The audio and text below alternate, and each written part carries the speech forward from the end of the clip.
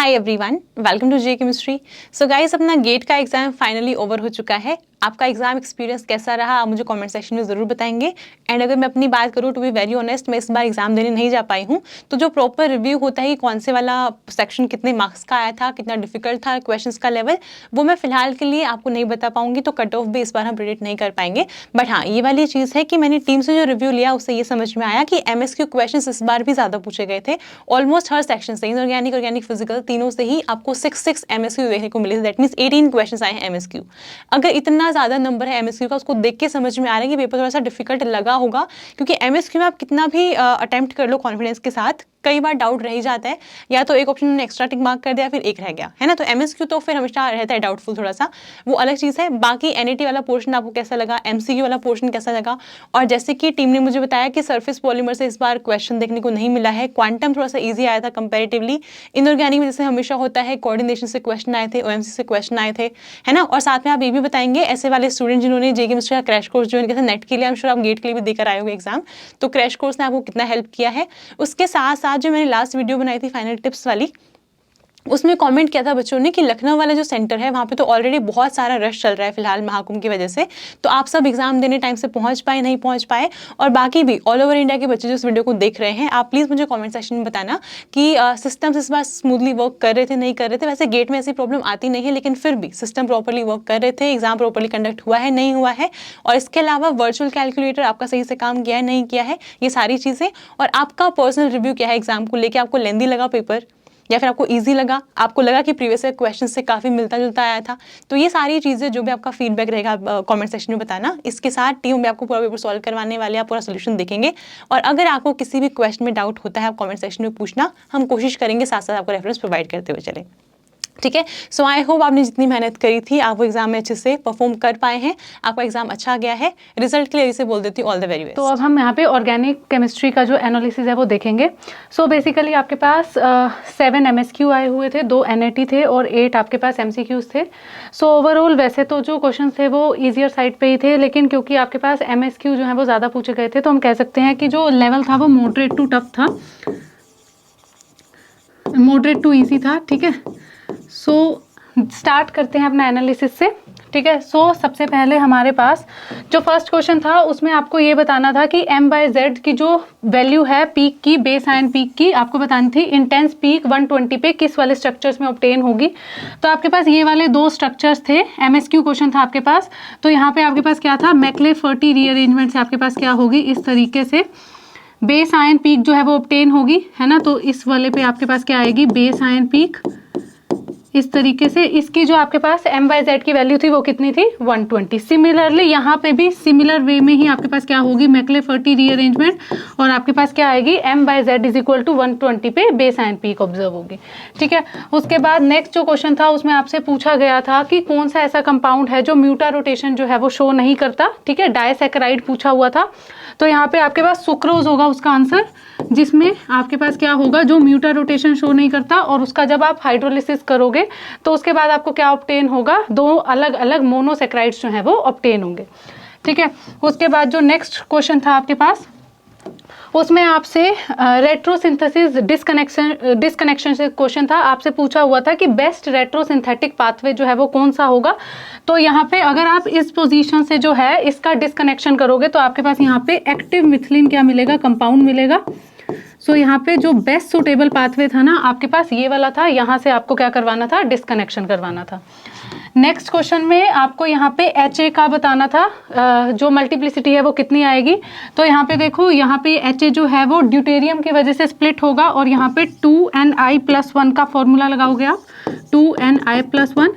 यहाँ पे आपके पास N कितने हैं, यहाँ पे 2 है, ड्यूटेरियम 2 है, तो यहाँ पे आपके पास 2 आएगा। और जो I की वैल्यू है ड्यूटेरियम के लिए वो कितनी होती है, 1। सो यहाँ पे जब आप लगाओगे तो यहाँ पे आपके पास क्या आएगा, 5। दैट मीन्स इस केस में जो आंसर था वो क्या था, क्विंटेट। ठीक है, सो इसका आपका क्या आना था, क्विंटेट आना था। आगे देखते हैं नेक्स्ट क्वेश्चन। ओके, एक क्वेश्चन आपके पास ऐसा पूछा गया था, आपके पास क्या थी, इस तरीके से एल्कीन थी, उससे आपके पास कीटोन का फॉर्मेशन करवाया हुआ था। सो आपके पास ये MSQ थे, तो इसमें देखो ये 3 जो ऑप्शंस हैं वो करेक्ट होंगे। कैसे, यहाँ पे सबसे पहले अगर हम देखते हैं MCPBA क्या कराएगा, इसका इपॉक्सीडेशन कराएगा ऐसे, और उसके बाद BF3OET की प्रेजेंस में यहाँ पे क्या होगा, ऑक्सीजन के लोन पेयर इधर इसके साथ कोऑर्डिनेट करेंगे, ठीक है। और यहाँ पे आपके पास ये जो रिंग है वो क्या करेगी, ओपन करेगी, ये जो इपॉक्साइड रिंग है वो ओपन हो जाएगी, ठीक है। सो उसके बाद यहाँ पे जैसे ही ये रिंग ओपन होगी तो यहाँ पे आपके पास क्या मिलेगा, इधर आपके पास पॉजिटिव चार्ज और इधर आपके पास OBF3।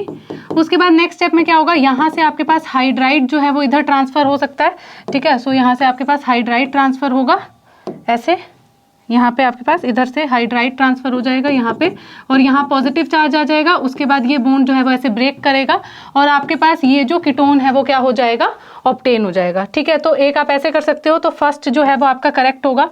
उसके बाद सेकंड वाले में अगर हम बात करें तो यहाँ पे जो रिएक्शन है वो कैसे होगी, देखो इसमें आपके पास NBS जो डाला हुआ है पेरोक्साइड की प्रेजेंस में डाला हुआ है, तो यहाँ पे सबसे पहले स्टेप में आपके पास क्या होगा, इस वाली पोजीशन पे Br लग जाएगा एलाइलिक पोजीशन पे।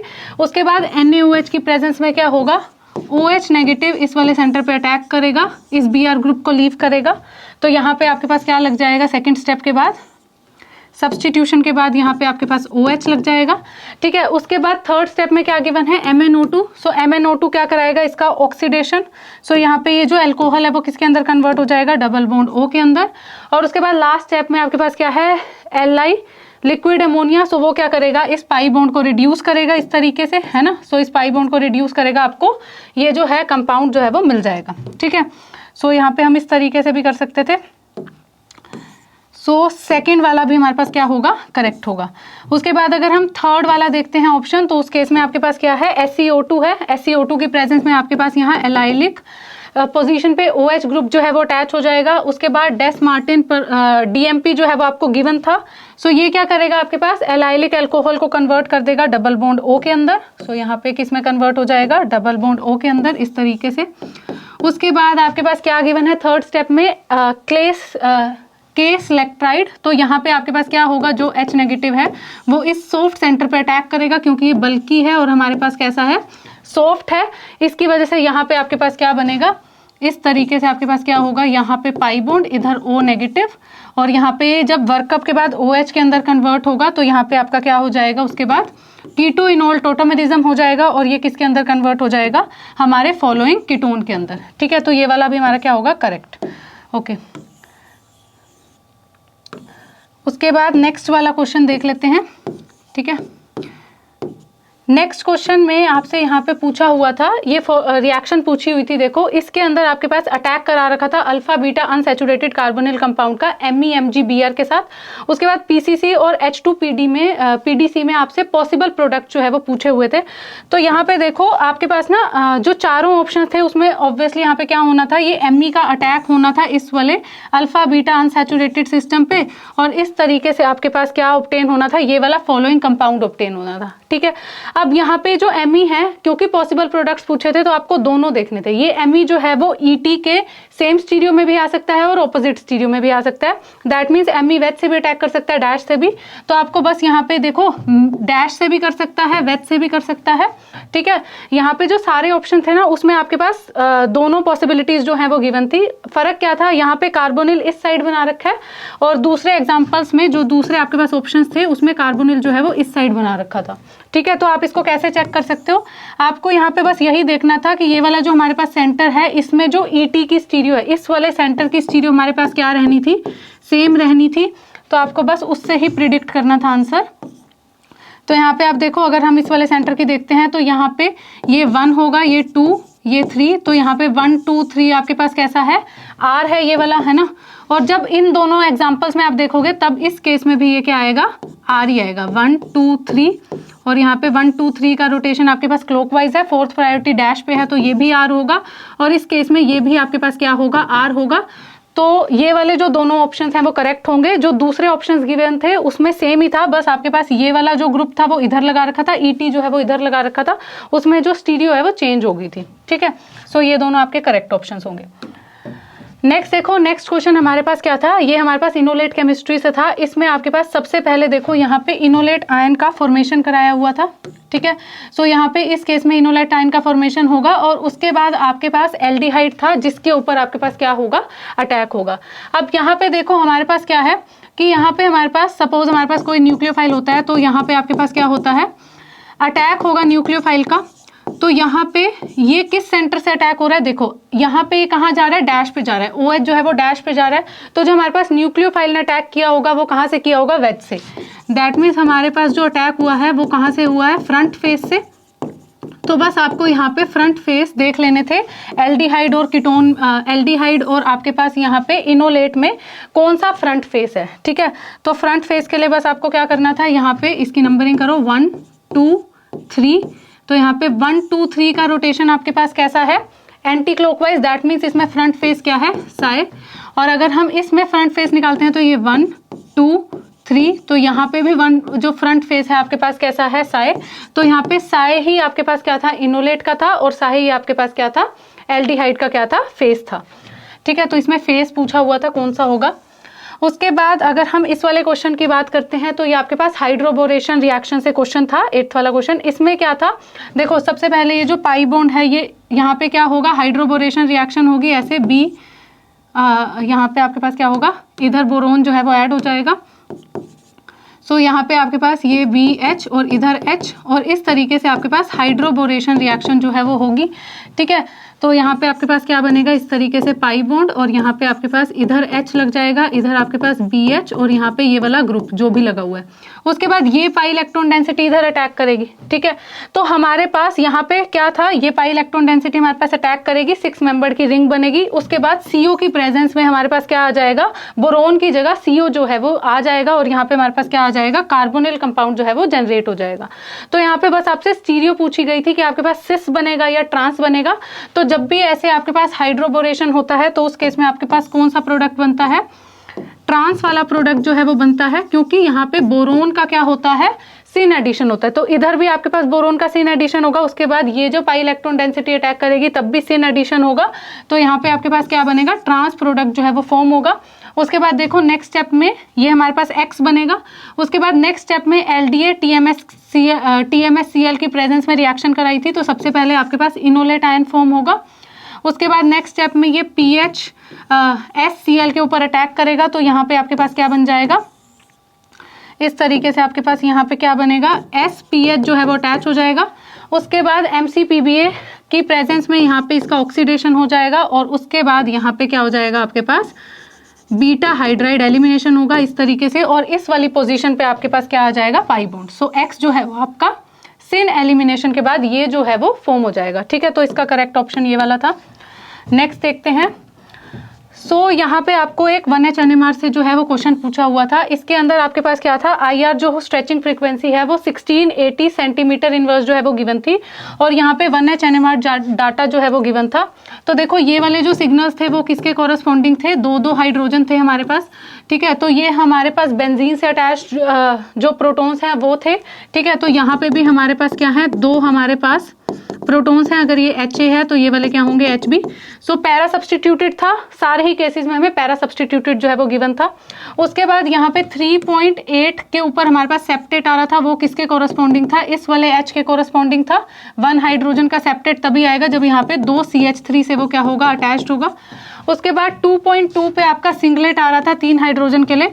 तो यहाँ पे देखो इन 3 हाइड्रोजन के लिए आपके पास क्या आ रहा था, 2.2 पे सिंगलेट आ रहा था, और यहाँ पे 1.9 पे आपके डबलेट आ रहा था 6 हाइड्रोजन के लिए। सो ये वाले आपके पास 6 हाइड्रोजन है जिनके लिए आपके पास क्या आ रहा था, डबलेट आ रहा था इस H की वजह से, ठीक है। सो बेसिकली आपके पास ये जो है वो सारी कंडीशंस को सेटिस्फाई कर रहा था। यहाँ पे जो 1680 सेंटीमीटर इनवर्स है वो हमारे पास क्या होगी, अल्फा बीटा अनसैचुरेटेड कीटोन की स्ट्रेचिंग फ्रीक्वेंसी होगी, ठीक है। तो एक केस में तो आपके पास एल्डिहाइड वाला प्रोटोन गिवन था, वो तो आपके पास आंसर ही नहीं हो सकता क्योंकि एल्डिहाइड वाली रेंज में कोई भी ऑप्शन गिवन नहीं था। दूसरा आपके पास ऐसा था कि आपके पास OCH3 था। सो OCH3 वाले की जो हमें रेंज पता है डेल्टा की, वो तो हमारे पास ज़्यादा होती है 3.5 के राउंड। तो यहाँ पे 3 हाइड्रोजन की जो हमारे पास है वैल्यू वो कितनी है, 2.2। दैट मीन्स OCH3 तो हो नहीं सकता, तो ये वाला ऑप्शन भी नहीं था। सो यहाँ पे देखो 1860 से आप प्रिडिक्ट कर सकते थे कि हमारे पास alpha beta unsaturated carbonyl compound था, तो ये वाला ऑप्शन हमारा क्या हो जाएगा, करेक्ट। उसके बाद एक क्वेश्चन जो है वो आपके पास हैमेट इक्वेशन से आया हुआ था। इसमें ना आपको ग्राफ जो है वो गिवन था और आपके पास क्या था, एक बेंजीन थी, कोई रिएक्शन जो है वो करा रखी थी और उसमें ना जो आपके पास एसिड वाला ग्रुप था उससे पैरा के ऊपर आपके पास एक्स ग्रुप जो है वो अटैच था। तो आपको इसमें ये बताना था कि करेक्ट मैच करना था आपको फॉलोइंग कंपाउंड से। तो यहाँ पे देखो आपके पास ना जो आपके पास वैल्यू होगी, हमें पता है कि जो हमारे पास सिग्मा होता है वो हमारे पास इलेक्ट्रॉन विड्रॉइंग ग्रुप के केस में हमारे पास पॉजिटिव वैल्यू देता है और अगर हमारे पास इलेक्ट्रॉन डोनेटिंग ग्रुप होता है तो उस केस में हमारे पास नेगेटिव वैल्यू आती है सिग्मा की। तो आपको सिग्मा ही बताना था, तो यहाँ पे आपके पास सिग्मा था, इधर आपके पास log k था, KH/kx है ना, तो ये ऐसे था। तो यहाँ पे आपको बस सिग्मा बताना था। तो देखो हमारे पास जब भी NO2 और CN होगा तो उस केस में क्योंकि वो इलेक्ट्रॉन विड्रॉइंग ग्रुप है तो उस केस में हमारे पास पॉजिटिव वैल्यू आनी चाहिए थी। देखो सिग्मा की वैल्यू ना Q और R के लिए पॉजिटिव थी, तो उस केस में हमारे पास क्या आनी थी, इलेक्ट्रॉन विड्रॉइंग ग्रुप्स आने थे। और अगर P और T की बात करते हैं तो ये हमारे पास T है, ये हमारे पास P है। इस केस में जो हमारे पास सिग्मा की वैल्यू है वो क्या आ रही है, नेगेटिव आ रही है, जिसकी वजह से ये कैसे होने चाहिए थे, इलेक्ट्रॉन डोनेटिंग ग्रुप। तो यही वाला जो करेक्ट मैच आपका कर रहा था, जिसके अंदर पॉजिटिव वाले जो हैं उसमें इलेक्ट्रॉन विड्रॉइंग ग्रुप थे और जो आपके पास इलेक्ट्रॉन डोनेटिंग ग्रुप है उसमें आपके पास जो रो की वैल्यू थी वो कैसी थी, नेगेटिव थी। ठीक है, तो ये आपका करेक्ट ऑप्शन होगा। उसके बाद नेक्स्ट एक आपके पास क्वेश्चन था, इसमें आपसे पूछा हुआ था पार्शियल हाइड्रोलिसिस गिवन था ट्राइपेप्टाइड्स का। तो इस तरीके से आपके पास जो डाइपेप्टाइड्स जो हैं वो गिवन थे, तो उससे आप क्या बना सकते थे, चेन जो है वो बना सकते थे ऐसे, है ना। तो यहाँ पे वेलेन एलानिन, फिर यहाँ पे इस तरीके से आपको जो पेप्टाइड की चेन थी वो ड्रॉ कर लेनी थी इन सारे डाइपेप्टाइड से। उसके बाद आपसे पूछा हुआ था नंबर ऑफ ट्राइपेप्टाइड्स जिसके अंदर आपके पास विच हैज एलानिन। सो आपको ऐसे बताना था जिसके अंदर ALA होगा, तो यहाँ पे देखो एक ये हो जाएगा आपके पास ट्राइपेप्टाइड, एक ये हो जाएगा और एक आपके पास ये हो जाएगा। दैट मीन्स 3 जो है वो आपका आंसर होगा। ये आपका NAT टाइप का क्या था, क्वेश्चन था। उसके बाद एक और NAT टाइप का क्वेश्चन था, उसके अंदर आपके पास क्या गिवन था, S ब्यूटेनॉल का आपके पास स्पेसिफिक रोटेशन जो है वो गिवन था, कितना था 14 डिग्री। और आपके पास इनेंशियोमेरिक मिक्सचर का जो गिवन था वो कितना था 7%। तो आपको R ब्यूटेनॉल का परसेंटेज जो है वो फाइंड आउट करना था। तो इस केस में आपको बस क्या करना था, परसेंटेज इनेंशियोमेरिक एक्सेस जो है वो आपको कैलकुलेट करना था। वो क्या था आपके पास 7 अब एनेंशियोमेरिक मिक्सचर अपॉन आपके पास जो 14 है उसको इनटू 100 कर देना था। तो यहाँ पे इस तरीके से आपके पास 50 जो है 50% जो है वो एनेंशियोमेरिक एक्सेस आ जाता। ठीक है, अब 50% में से आपके पास क्या होता, 50% तो आपके पास दूसरा वाला होता है ना, और ये 50% जो है वो फर्दर डिवाइड होता किसमें, 2 के अंदर। सो 25% आपके पास बेसिकली क्या होता, 25% आपके पास यहाँ पे मिक्सचर में से जो एक्सेस है वो 25% S का होता, 25% R का होता। तो यहाँ पे आपके पास जो S है ना वो टोटल कितना हो जाएगा 50 प्लस 25, दैट मीन 75%, और जो आपके पास R है वो कितना हो जाएगा 25%। ठीक है, सो एनेंशियोमेरिक एक्सेस जो है वो हमारा किसका होगा, क्योंकि यहाँ पे पॉजिटिव में वैल्यू आ रही है तो S जो है वो एक्सेस में होगा। तो 50 को आप 2 में डिवाइड कर दो, 25 आएगा। सो 25 प्लस 50 जो हमारे पास है वो S हो जाएगा और जो बचा हुआ है वो हमारे पास क्या होगा R, दैट मीन्स 25% आपके पास क्या हो जाएगा correct answer. So question number 13 में आपको देखो यहाँ पे क्या करना है, सबसे पहले ये जो पाई इलेक्ट्रॉन डेंसिटी है इधर H+ पे अटैक करेगी, आपके पास सबसे पहले क्या बनेगा, कार्बोकेटायन जो है वो फॉर्म होगा। सो यहाँ पे देखो सबसे पहले आपको यहाँ पे बताना था कि यहाँ से यहाँ जो हमारे पास रिएक्शन हो रही है उसमें क्या क्या MSQ था, उसमें आपको बताना था क्या क्या जो है वो करेक्ट जो है वो स्टेटमेंट्स थी। तो सबसे पहले आपके पास 3 डिग्री कार्बोकेटायन बनेगा। उसके बाद देखो यहाँ से ये मिथाइल जो है इधर शिफ्ट करेगा, तो यहाँ पे 1,2 मिथाइल शिफ्ट आपके पास होगा इस तरीके से। तो यहाँ पे आपके पास 1,2 मिथाइल शिफ्ट होगा ऐसे। उसके बाद नेक्स्ट स्टेप पे देखो यहाँ पे जैसे NGP लगता है ना, उस तरीके से ये जो बॉन्ड है हमारे पास इधर क्या बना दे सकता है, अपनी डेंसिटी जो है इलेक्ट्रॉन डेंसिटी दे सकता है, और आपके पास यहाँ पे क्या बन सकता है, इस तरीके से नॉन क्लासिकल कार्बोकेटायन जो है वो फॉर्म हो जाएगा यहाँ पे। तो यहाँ पे इधर पॉजिटिव चार्ज, इधर आपके पास मिथाइल है, और इस तरीके से 2 मिथाइल ग्रुप इधर हैं आपके पास, और यहाँ पे ऐसे। ठीक है, तो इस तरीके से नॉन क्लासिकल कार्बोकेटायन फॉर्म होगा। उसके बाद जो H2O है वो अटैक करेगा हमारे पास इस वाले कार्बोकेटायन पे, और आपके पास ये वाला जो प्रोडक्ट है वो ऑब्टेन हो जाएगा। ठीक है, तो इसमें 3 डिग्री कार्बोकेटायन आपके पास फॉर्म होगा। उसके बाद आपके पास नॉन क्लासिकल कार्बोकेटाइन भी फॉर्म होगा और 1,2 मिथाइल शिफ्ट जो है वो होगी। उसके बाद ये वाला एक क्वेश्चन था, इसमें भी आपको बताना था कि यहाँ पे देखो कैसे रिएक्शन होगी। तो यहाँ पे लाइट की प्रेजेंस में आपके पास सबसे पहले डाईपाइमिथेन रिएक्शन होगी, ठीक है। सो जब भी आपके पास ऐसा सिस्टम होता है ना जिसमें आपके पास 2 पाई बॉन्ड होते हैं और उसके बीच में एक sp3 सेंटर होता है, तो आपके पास डाईपाइमिथेन रिएक्शन होती है। और इस केस में आपके पास क्या होता है, इस तरीके से ये बॉन्ड जो है वो डाई रेडिकल का फॉर्मेशन करते हैं, तो डाई रेडिकल इंटरमीडिएट जो है वो फॉर्म होगा। उसके बाद यहाँ पे आपके पास ये वाला जो प्रोडक्ट है ना वो डाईपाइमिथेन से ऑब्टेन हो जाएगा, ठीक है। सो यहाँ पे ये जो हैं वो आपके मेमोरी बेस्ड क्वेश्चंस थे, ठीक है। सो इसमें डाई रेडिकल जो है वो फॉर्म होगा। सो यहाँ पे हमने आपके क्वेश्चंस जो हैं वो देख लिए हैं। होपफुली आपका जो एग्ज़ाम है वो अच्छा गया होगा, आपको अच्छी रैंक आएगी आपकी, ठीक है। तो पहले हम इनऑर्गेनिक का एनालिसिस करेंगे, उसके बाद हम क्वेश्चंस देखेंगे, ठीक है। यहाँ पर मैं एप्टीट्यूड भी डिस्कस करूँगा कुछ क्वेश्चंस, और इनऑर्गेनिक केमिस्ट्री के जो भी क्वेश्चंस थे मैं वहाँ पर डिस्कस करने वाला हूँ, है ना। तो एनालिसिस की बात करें तो एज इट इज़ देखो, इस बार का जो गेट का पेपर था ना, तो जैसा गेट का पेपर आना चाहिए ना वैसा ही था भाई, ठीक है। इतना तो एक्सपेक्ट कर ही सकते हैं हम कि गेट का एग्ज़ाम इस लेवल का तो होना चाहिए, खासकर इनऑर्गेनिक केमिस्ट्री जो उसने पूछी थी, ठीक है। बात करें जो यहाँ पर रेशो होता है, आपको पता है कि जब से MSQ NAT का रेशो अलग अलग होने लग गया है यहाँ पर, तब से क्या हो रहा है, कभी भी कितने भी MSQ आ जाते हैं, कितने भी आपके NAT आ जाते हैं। तो अगर मैं इनऑर्गेनिक की बात करूँ तो जो आपके MSQ थे इस बार भी उनका नंबर काफ़ी ज़्यादा था, ठीक है। आपके 6 MSQ थे इनऑर्गेनिक में, और जो NAT थे, देखो NAT तो आपको पता ही है कम बनते हैं इनऑर्गेनिक केमिस्ट्री में। NAT जो आते हैं आपके वो फिजिकल केमिस्ट्री से ज़्यादा आते हैं ना। तो NAT जो थे उनका नंबर 2 था, और जो आपके बचे हुए क्वेश्चन थे MCQ थे यहाँ पर आपके 9 क्वेश्चन, टोटल आपके 17 क्वेश्चन आए हुए थे। तो इस बार देखा जाए तो इनऑर्गेनिक पिछले पेपरों से थोड़ी ज़्यादा ही आई थी, ठीक है। गेट में जनरली ये होता है कि फिजिकल ज़्यादा पूछी जाती है, इनऑर्गेनिक थोड़ी कम ही रहती है, ऑर्गेनिक से भी कम रहती है, लेकिन इस बार इनऑर्गेनिक भी काफ़ी पूछी गई थी, ठीक है। अब बात करें लेवल की, तो देखो ये MSQ जहाँ पे आ जाते हैं ज़्यादा, तो लेवल तो वैसे ही बढ़ जाता है भाई पेपर का, ठीक है। अब बात करें इनऑर्गेनिक केमिस्ट्री की, तो इसमें मैं बात करूंगा जो है, अगर बात करें मेन चैप्टर जहाँ से क्वेश्चन आए हुए थे, तो आपका OMC से काफ़ी क्वेश्चन आए थे, आपके कोऑर्डिनेशन से काफ़ी क्वेश्चन आए थे, मेन ब्लॉक काफ़ी पूछा गया था इस बार, ठीक है। जनरली बच्चे छोड़ के चले जाते हैं, लेकिन 3-4 क्वेश्चन उन्होंने मेन ब्लॉक से पूछे हुए थे, ठीक है।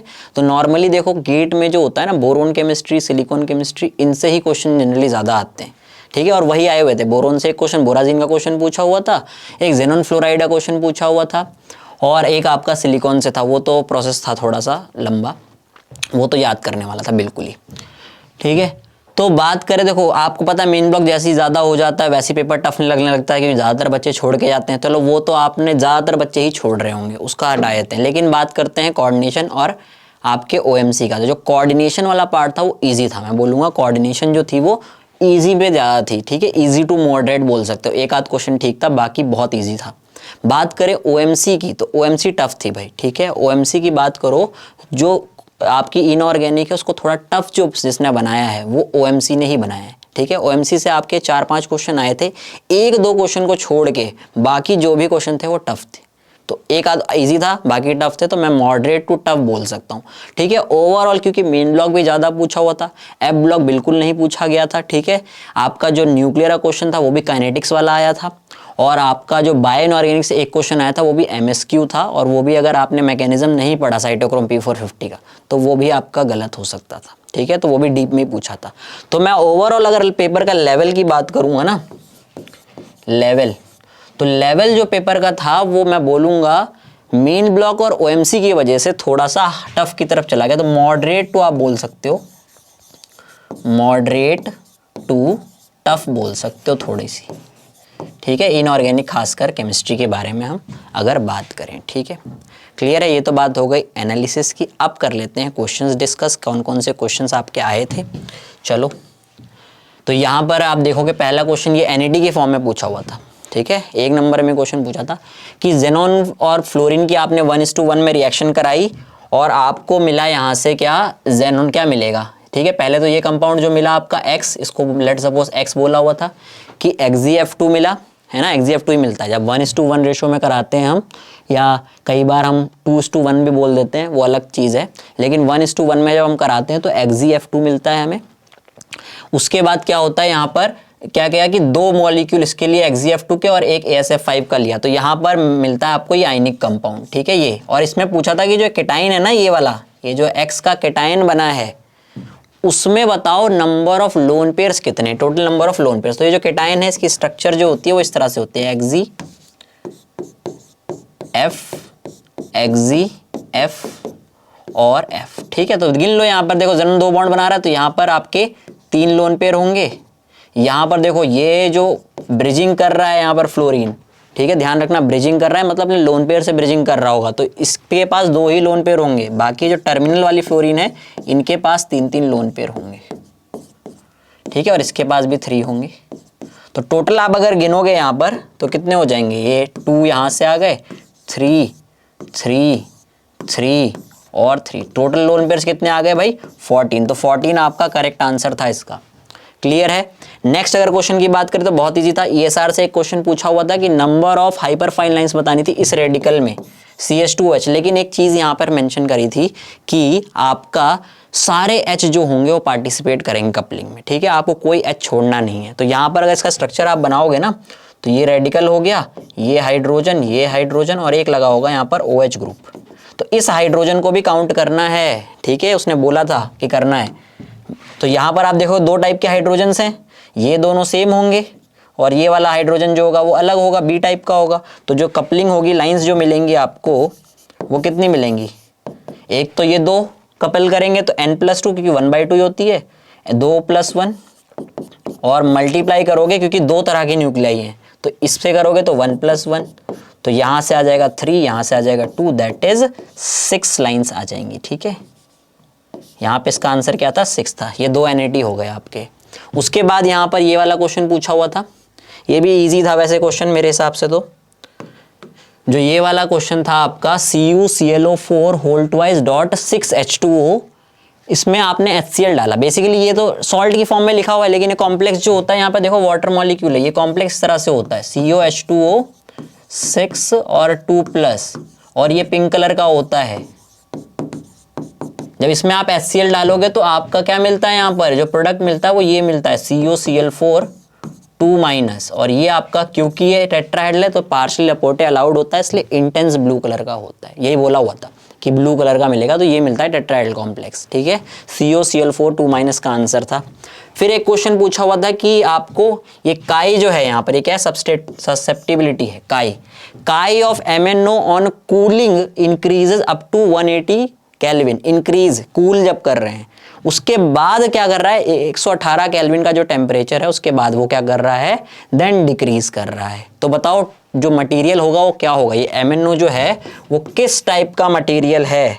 तो यहाँ पर ऑप्शन में फेरोमैग्नेटिक, एंटी फेरोमैग्नेटिक, फेरी मैग्नेटिज्म, पैरामैग्नेटिक। तो आपको ध्यान रखना है, अगर आप ग्राफ बनाओगे किसके बीच में, काय और टेम्परेचर के बीच में, तो टेम्परेचर इस तरफ इंक्रीज कर रहा है, लेकिन हमें क्या करना है, डिक्रीज। कूलिंग क्या है, कूलिंग में क्या होता है, टेम्परेचर डिक्रीज करना होता है। तो जब डिक्रीज कर रहे थे तब यहाँ पर आपका इंक्रीज कर रहा था, और एक टेम्परेचर पे आने के बाद फिर ये क्या करने लग गया, डिक्रीज करना। और इस तरह का जो ग्राफ बनाते हो आप, तो पढ़ा होगा आपने, ये कौन सा नील्स टेम्परेचर होता है, ठीक है। और ये जो ग्राफ होता है वो anti ferromagnetic coupling, anti ferromagnetic substance का होता है, एंटी फेरोमैग्नेटिक, ठीक है। एंटी फेरोमैग्नेटिक जो सब्सटेंस होते हैं उनका इस तरह का ग्राफ आपको देखने को मिलता है, ठीक है। आगे चलते हैं। सो नेक्स्ट देख लेते हैं भाई। नेक्स्ट क्वेश्चन अपना क्या था, यहाँ पर क्रोमियम का एक कॉम्प्लेक्स दिया रखा था आपको और बोला था इसका म्यू इफेक्टिव बताओ, और लैम्डा दे रखा था, बोला था स्पिन ऑर्बिट कपलिंग आपको क्या करनी है, कंसीडर करनी है। तो जब स्पिन ऑर्बिट कपलिंग की बात आती है तो सीधा आपके दिमाग में एक फॉर्मूला आना चाहिए, कौन सा, म्यू इफेक्टिव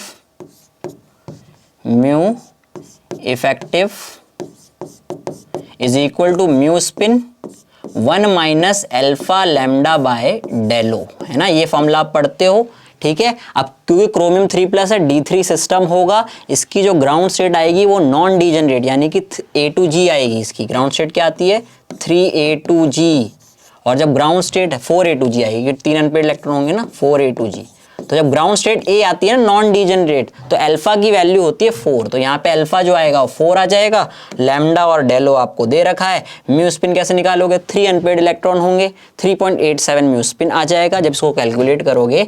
तो क्योंकि लैम्डा पॉजिटिव था तो यहाँ पर हमेशा ध्यान रखना म्यू इफेक्टिव म्यू स्पिन से कम ही आता है, तो 3.79 आएगा आंसर इसका। और ये MCQ क्वेश्चन था, आपको ऑप्शन में 3.79 वहां पर गिवन था। ठीक है, बस वही था कि अल्फा निकालना आना चाहिए इसमें आपको और ये फॉर्मूला पता होना चाहिए। ठीक है, फिर बात करें स्ट्रक्चर सिमिलर टू B2H6। देखो B2H6 का आपको पता है भाई कैसा स्ट्रक्चर होता है, बनाएं क्या, यहाँ पे बना लेते हैं। तो यहाँ पर बोरोन बोरोन 2 आपके हाइड्रोजन यहाँ ब्रिजिंग में होते हैं और 4 आपके हाइड्रोजन टर्मिनल में होते हैं। इस तरह की स्ट्रक्चर होती है कि नहीं होती डाइबोरेन की, तो आपको भी पता है यहाँ पर इस तरह की स्ट्रक्चर। एक तो I2Cl6 आप इंटर हेलोजन कंपाउंड्स में पढ़ते हो, कैसा होता है ये I और Cl यहाँ पर ब्रिजिंग में होती है और ये Cl बाकी ये Cl। ठीक है, तो ये इस तरह का इसका स्ट्रक्चर होता है। क्लियर है। जो Cl2O6 है आपका, ये आपका क्या होगा, इसकी स्ट्रक्चर सेम नहीं होती। ठीक है, Si2Cl6 की भी स्ट्रक्चर सेम नहीं होती। Al2Cl6 जो होता है इसकी स्ट्रक्चर सेम होती है आपकी। ठीक है, तो इस तरह से हो जाएगा। बाकी यहाँ पे स्ट्रक्चर सिमिलर पूछा हुआ था, तो यहाँ पर सिमिलर दिखते तो ये ऐसी हैं, बट लेकिन हाँ यहाँ पर अगर एक बात ये भी है, मे बी आपका आंसर ना भी हो। क्यों नहीं हो सकता, क्योंकि ये जो B2H6 है आपको पता है कि यहाँ पर ये टेट्राहेड्रल इन्वायरमेंट में होता है। ठीक है, ये आपका टेट्राहेड्रल इन्वायरमेंट में होता है। पता नहीं इसने ये अगर ये चीज़ भी अगर यहाँ पर क्या करेगा अकाउंट में लेगा तो फिर ये आंसर नहीं देगा वो, क्योंकि ये जो होता है ना I2Cl6 ये प्लेनर स्ट्रक्चर होता है, तो मे बी ये ऑप्शन गलत हो जाए। ठीक है, तो फिर तो सिर्फ यही आंसर बचेगा। लेकिन क्योंकि ये MSQ क्वेश्चन था तो मे बी यहाँ पर सिर्फ क्योंकि सिमिलर दिखते हैं तो ये आंसर हो जाए ब्रिजिंग, क्योंकि 2 Cl ब्रिजिंग में होती हैं और 4 Cl जो होती हैं टर्मिनल होती हैं इसमें भी। लेकिन ये प्लेनर होता है, ये आपका नॉन प्लेनर होता है मॉलिक्यूल। ठीक है, तो इस हिसाब से अगर ये भी चीज कंसीडर की जाएगी तो ओनली ये आंसर होगा, अदरवाइज ये दोनों हो जाएंगे A एंड D, ये तो नहीं होंगे। इनका और इनका स्ट्रक्चर बहुत अलग होता है, कोई ब्रिजिंग यहाँ पर होता नहीं। यहाँ पर जो होता है ना Cl इस तरह से होता है, डबल बॉन्ड O और यहाँ पर डबल बॉन्ड O और डबल बॉन्ड। तो ये स्ट्रक्चर में क्या कुछ सिमिलैरिटी है, बिल्कुल नहीं है ना। तो दिखने में तो यही दोनों दिखते हैं, लेकिन और भी अंदर घुसोगे तो फिर ये आंसर नहीं होगा। ठीक है, बाकी देखते हैं गेट क्या आंसर देता है। और ये वाला क्वेश्चन देखो कोऑर्डिनेशन का, ये भी काफी इजी था। तो स्पेक्ट्रा में आपको पता है निकेल के कॉम्प्लेक्स आप पढ़ते ही हो। निकेल यहाँ पर 2+ में है, निकेल 2+ और D8 सिस्टम है। यहाँ पर आपको बैंड दे रखे थे उनकी एनर्जी, यानी कि सेंटीमीटर इनवर्स में उसका वेव नंबर दे रखा था। Wave number is directly proportional to energy. आपको बस बताना था कौन सा बैंड कौन सा वाला आएगा। तो बस ऑर्गेल डायग्राम इसका आपने अगर पढ़ा है तो आप कर लोगे। तो ऑर्गेल डायग्राम में क्या होता है, इसकी ग्राउंड स्टेट जो आती है, ग्राउंड स्टेट्स की क्या आती है, 3A2G आती है भाई, 2 अनपेड इलेक्ट्रॉन होते हैं। नॉन डीजेनरेट स्टेट आती है 3A2G से। सारे देखो ट्रांजिशन भी 3A2G से स्टार्ट हो रहे हैं। तो जो पहला ट्रांजिशन होता है लोवेस्ट एनर्जी का वो होता है 3A2G से 3T2G। तो यहाँ पर जो लोवेस्ट एनर्जी का ट्रांजिशन कौन सा है, तो A जो था वो सेकंड से मैच हो रहा था, ऐसा ऑप्शन जरूर था वहां पर। फिर जो B होगा, फिर आपका 3A2G से 3T1GF, तो जो B था वो फर्स्ट से मैच हो रहा था और जो C था वो थर्ड से मैच हो रहा था। तो 4 ऑप्शन में से 3 ऑप्शन ये दिए हुए थे, एक ऑप्शन शायद गलत दे रखा था, A को 3 से मैच करा रखा था बस। ठीक है, तो वो गलत था, बाकी यहाँ पर 3 ऑप्शन आपके सही थे। तो ये बैंड आपको पता होने चाहिए। इस तरह से ऑर्गेल डायग्राम में क्वेश्चन था। उसके बाद यहाँ पर हाँ, ये वाला क्वेश्चन मैं बोल सकता हूँ OMC से ईजी आया था। बाकी अभी हम और क्वेश्चंस देखेंगे वो बहुत टफ थे।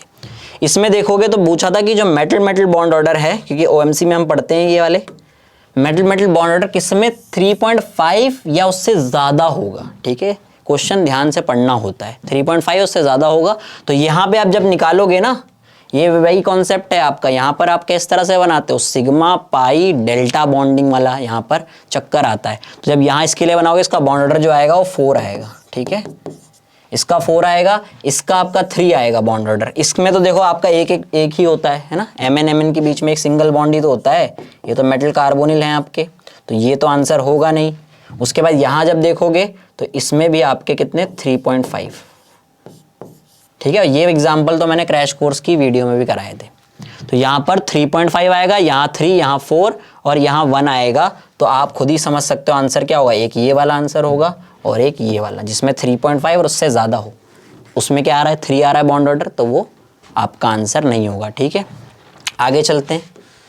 नेक्स्ट अगर देखें हम तो हाँ, ये क्वेश्चन जो थे अच्छे थे। ठीक है, ये ऑर्गेनोमेटेलिक के क्वेश्चन थे और ये काफ़ी अच्छे क्वेश्चन थे। यहाँ पे देखो, यहाँ पे क्या किया था, हीट करवाया था और PME3 डाला हुआ था।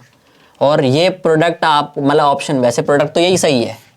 ठीक है, बनेगा कैसे देखो, सिंपल कुछ नहीं करना। यहाँ पर आपको दिख रहा है ये अल्फा पोजीशन, ये बीटा पोजीशन, तो क्या हो जाएगा, बीटा हाइड्रेट एलिमिनेशन, पहला स्टेप बीटा H एलिमिनेशन कराओगे जैसे ही, तो क्या होगा, जिरकोनियम हाइड्रोजन लग जाएगा, यहाँ डबल बॉन्ड आ जाएगा, ये एज इट इज होगा लगा हुआ और बाकी आपकी जो लगी हुए। अब ये 18 इलेक्ट्रॉन कॉम्प्लेक्स बन चुका है तो सीधा PME3 तो आएगा नहीं, कुछ ना कुछ यहाँ से जाना पड़ेगा।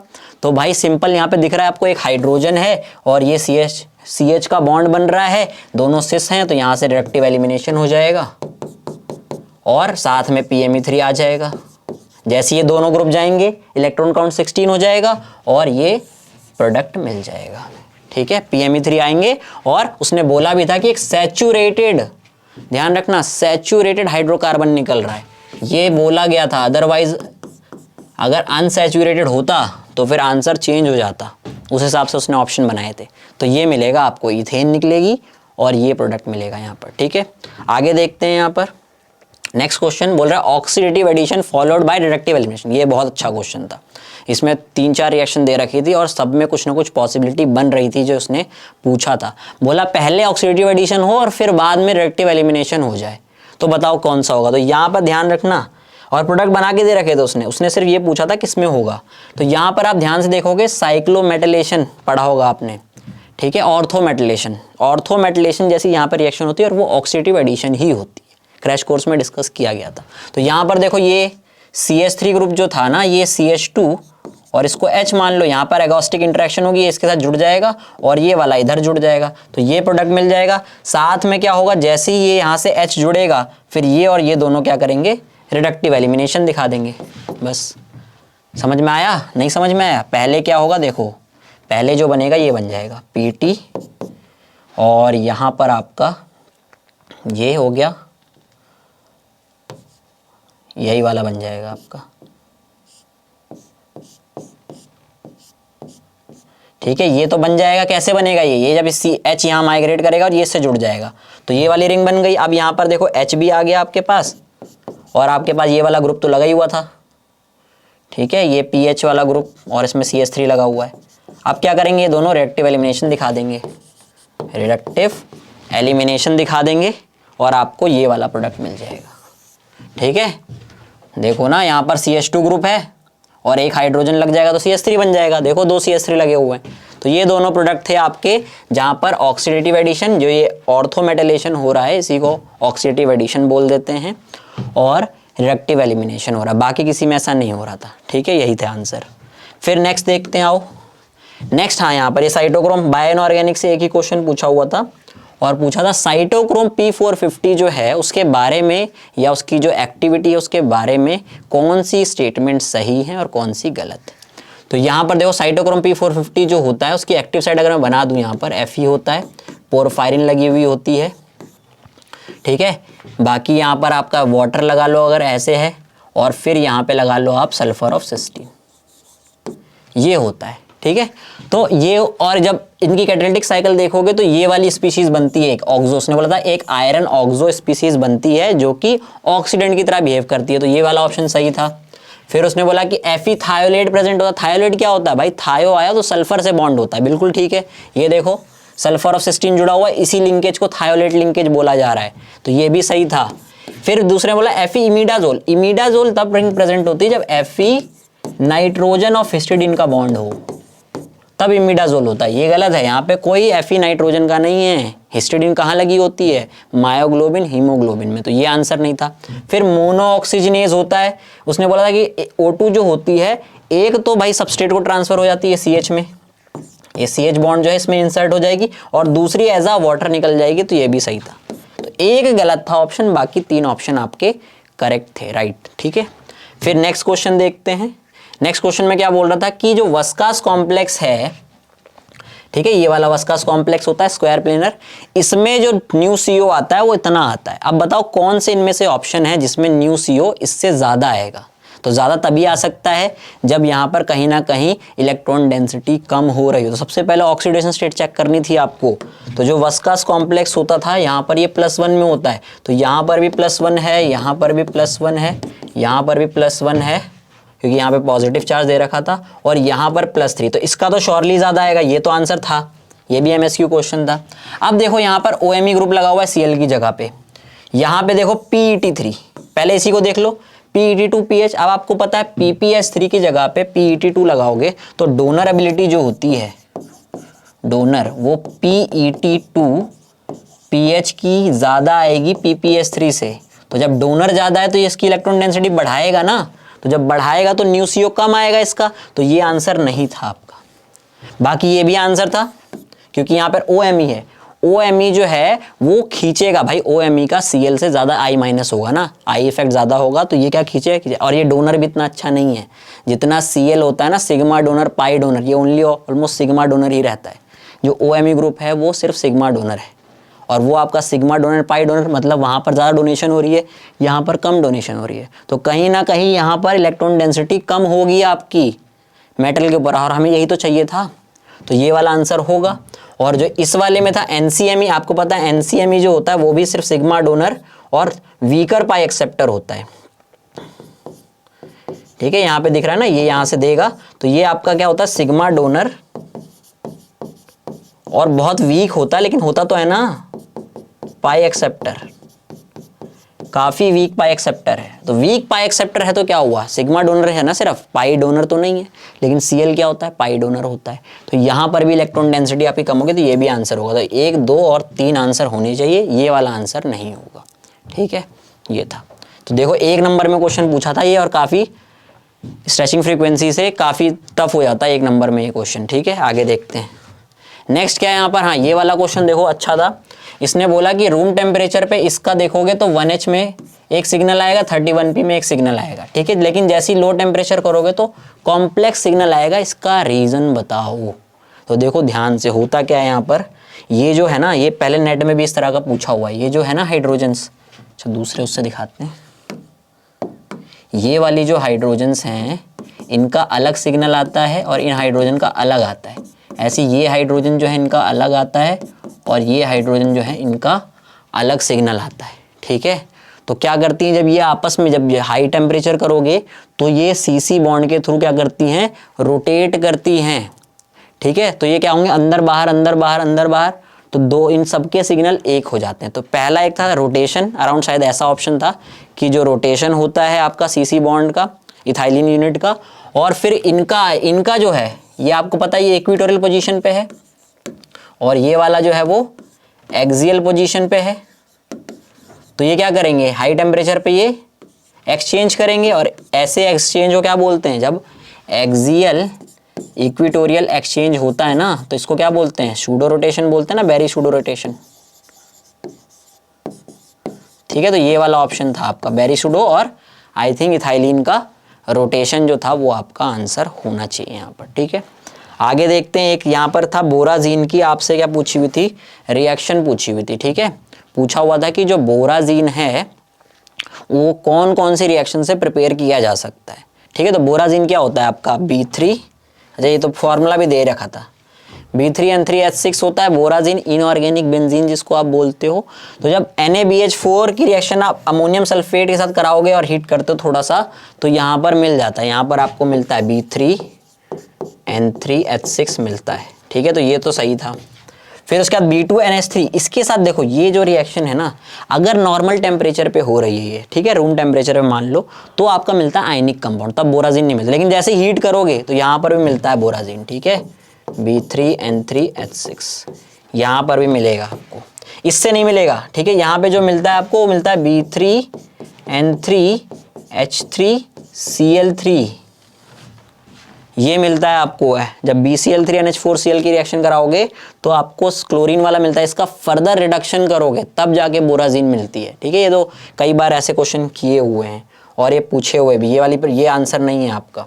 फिर ये वाला जो है ना, अब इसमें भी था, इसमें टेम्परेचर देखना था, मैं टेम्परेचर मुझे याद नहीं है, टेम्परेचर अगर ज़्यादा है, अगर नॉर्मल ये रिएक्शन हो रही तो पहले आपका मिलता है एडक्ट BH3.NH3, उसके बाद इसको फर्दर हीट कर दोगे ना तो यहाँ पर भी बोराजिन मिल जाती है। तो अगर हीटिंग ज़्यादा दे रखी थी, ठीक है, अगर हीटिंग ज़्यादा दे रखी तो ये भी आंसर आपका हो जाएगा। अगर हीटिंग ज़्यादा नहीं होगी, नॉर्मल होगी रिएक्शन, तो सिंपल एडक्ट बन जाता है, फर्दर हीट करोगे तो बोराजिन आपकी मिल जाती। तो ये बात हुई आपके जो इनऑर्गेनिक के केमिस्ट्री के क्वेश्चन थे वो यहाँ पर मैंने डिस्कस कर लिए, ठीक है। और अब बात करते हैं हम किसके, एप्टीट्यूड के क्वेश्चन के, फटाफट ये भी देख लेते हैं। तो एप्टीट्यूड भी देखो, एप्टीट्यूड की बात करें लेवल की तो मेरे हिसाब से इजी टू मॉडरेट था, ज़्यादा मुश्किल नहीं था एप्टीट्यूड। 5-6 क्वेश्चन आप आराम से कर सकते थे, थोड़ा टाइम देते ना 25-30 मिनट, तो 5-6 क्वेश्चन तो बहुत हंसते हंसते हो जाते हैं आपके, ठीक है। चलो देख लेते हैं। एक दो तो इंग्लिश के क्वेश्चन पूछे थे, इसमें से एक ये था, देखो बोला था करेज अगर ब्रेवरी के प्रोपोर्शनल है मान लो। अब करेज ब्रेवरी ऑलमोस्ट एक ही चीज, सिनोनिम्स होते हैं एक तरह से, ठीक है। तो बताओ यर्निंग जो होगा वो किसका सिनोनिम होगा, तो यहाँ पर यर्निंग जो होता है वो लॉन्गिंग का सिनोनिम होता है। किसका? लॉन्गिंग। इसका आंसर जो था वो लॉन्गिंग। काफ़ी लंबे समय तक कुछ याद रखना सा है ना, यर्निंग या लॉन्गिंग बोल सकते हैं। उसके बाद एक ये वाला क्वेश्चन था, ये भी काफ़ी ईजी था। इसमें क्या बोल रखा था, एक रेक्टेंगल है जिसकी लेंथ L है और विड्थ आपकी W है और L जो है वो बड़ा है। जनरली रेक्टेंगल में यही होता है, लेंथ ज़्यादा बड़ी होती है और विड्थ छोटी होती है। उसने बोला विड्थ को अगर मैं 10% से बढ़ाऊंगा तो मेरा क्या बढ़ेगा, तो इसमें पैरामीटर वाला एक आंसर था, एक आपका डायगोनल का बढ़ जाएगा, एक आपका बेसिकली आई थिंक पता नहीं, याद नहीं मेरे को, एरिया वाला जो था। लेकिन देखो मेरी बात सुनो, एरिया जो होता है आपका A1 मान लो, वो क्या होता है रेक्टेंगल का, L इंटू W है ना, लेंथ इंटू ब्रेथ, यही होता है ना, लेंथ इंटू विड्थ, यही आपका क्या होता है, एरिया होता है। अब अगर आप क्या करो, W को 10% से बढ़ा दो, तो ये अगर W है इसका 10% अगर इंक्रीज करोगे 10/100 W, तो ये कितना हो जाएगा 1.1 W। तो बस 1.1 W पुट करो, तो जो A2 निकालोगे, इक्वेशन नंबर 1 मान लो, A2 जो निकालोगे, L तो सेम रहेगा, इसको 1.1 W कर लो, ठीक है, 1.1 W कर लो, तो ये कितना आ जाएगा आपका 1.1 L इंटू W। और L इंटू W क्या, A1 है, तो A2 जो है आप देखोगे वो 1.1 इंटू A1 ही रहेगा ना, तो भाई 1.1 और 1.1 कब हुआ, 10%, तो एरिया भी क्या हुआ 10% आपका इंक्रीज हो गया, ठीक है। एरिया भी क्या हो गया, जो पुराना वाला एरिया था उसका 10% आपका बढ़ गया A2, है ना, ये क्या है। तो यहाँ पर जो ऑप्शन था वो क्या था, 10% इंक्रीज्ड इन एरिया, ठीक है। एरिया में आपका 10% का इंक्रीमेंट देखने को मिलेगा, ये आंसर था इसका। आगे देखते हैं नेक्स्ट देखोगे यहाँ पर क्या दे रखा था, हाँ ये तो देखो क्वेश्चन था, इसको सॉल्व करोगे तो काफ़ी टाइम लग जाता। सिंपल था, यहाँ पर हिट एंड ट्रायल आपको देखना था। हिट एंड ट्रायल देखो, ये 3 की x की स्क्वायर है, 3 की पावर x स्क्वायर है, ठीक है। इधर 27 लिख रखा है, 9 लिख रखा है, तो 27 कहाँ से आता है, सीधा आपके दिमाग में 3 आना चाहिए। 3 यहाँ पे अगर आप वैसे ही पुट करो ना, 1 2 3 करके पुट करें तो भी आंसर आया था। तो अगर आप यहाँ पे 3 पुट कर दो, ठीक है, 3 पुट करोगे तो ये हो जाएगा 3 स्क्वायर। ये 27 है, 27 को कैसे लिख सकते हो आप, 3 का क्यूब लिख सकते हो इंटू 9, और आपने x क्या पुट किया 3, ठीक है। तो ये क्या हो जाएगा 3 स्क्वायर यानी कि 9, 3 की पावर 9 हो गया। और यहाँ पर क्या करोगे, इसको 3 स्क्वायर और इसको क्या कर दो, इसको भी 3 स्क्वायर मल्टीप्लाई बाय 3, ये कर लो, तो ये क्या हो जाएगा, दोनों देखो अभी बराबर आ जाएंगे, 9 और ये आ गया आपका 3 स्क्वायर, और ये क्या हो जाएगा into 3 to the power, square नहीं क्यूब था ये, तो 3 की पावर 6। अब बेस सेम है तो पावर क्या होती हैं, ऐड हो जाती हैं कि नहीं हो जाती हैं, ठीक है। बेस सेम हो तो पावर ऐड हो जाती है, तो इधर से भी क्या मिल जाएगा 3 टू द पावर 9 मिल जाएगा। यानी कि x की वैल्यू जो है आपने 3 निकाल ली। एक और वैल्यू है, x की वैल्यू जब -1 पुट करोगे ना तो भी आपका यही बनेगा, ठीक है। -1 से भी सेटिस्फाई हो जाती है इक्वेशन। तो 2 वैल्यू थी, लेकिन जब वो दोनों वैल्यू यहाँ पुट करोगे तो आंसर सेम आएगा। x की वैल्यू अगर आप 3 पुट करोगे तो 2 to the power 3 square divide by 2 to the power 3 का होल स्क्वायर, ठीक है। अब ये हो जाएगा 2 to the power 9 divide by ये हो जाएगा 2 टू द पावर 6, तो ये आ जाएगा 2 टू द पावर 3, तो यही आंसर आएगा, ठीक है। सिमिलरली अगर आप -1 भी पुट करोगे ना तो भी आपका आंसर यही आएगा 2 टू द पावर 3, आप देख लेना। तो यही था आंसर आपका, ये 2 टू द पावर 3 वाला था और कोई नहीं होगा।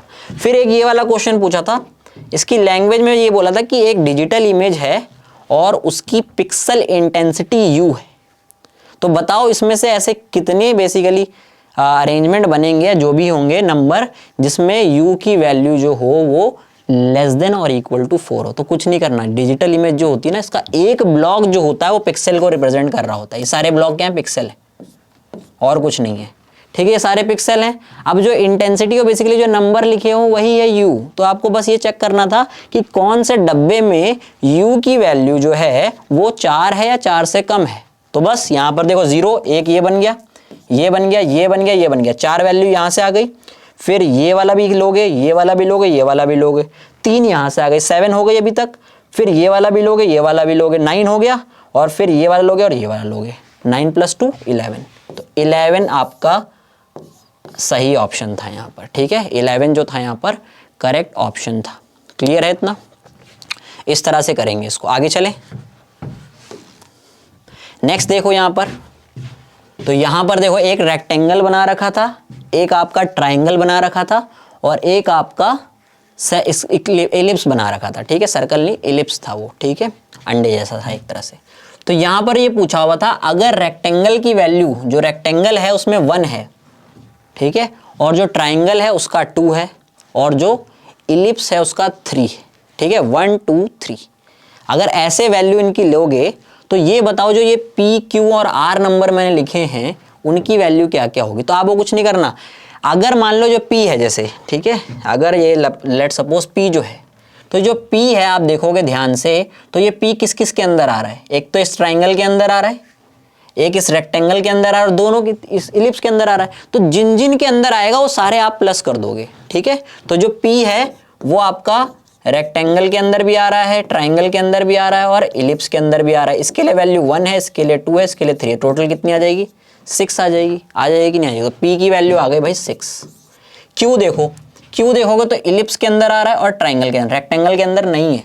तो जो Q है वो एक इलिप्स के अंदर आ रहा है और ट्राइंगल के अंदर, तो इसके लिए 3 वैल्यू, इसके लिए 2, यानी कि 5 वैल्यू आ जाएगी। फिर R अगर आप देखोगे तो R अगर आप ध्यान से देखोगे तो इलिप्स के अंदर नहीं आ रहा, ट्राइंगल के अंदर आ रहा है और रेक्टेंगल के अंदर आ रहा है, ट्राइंगल के और रेक्टेंगल के। तो ट्राइंगल के लिए वैल्यू कितनी ली हमने, 2, और इसके लिए 1, दैट इज 3 आ जाएगी,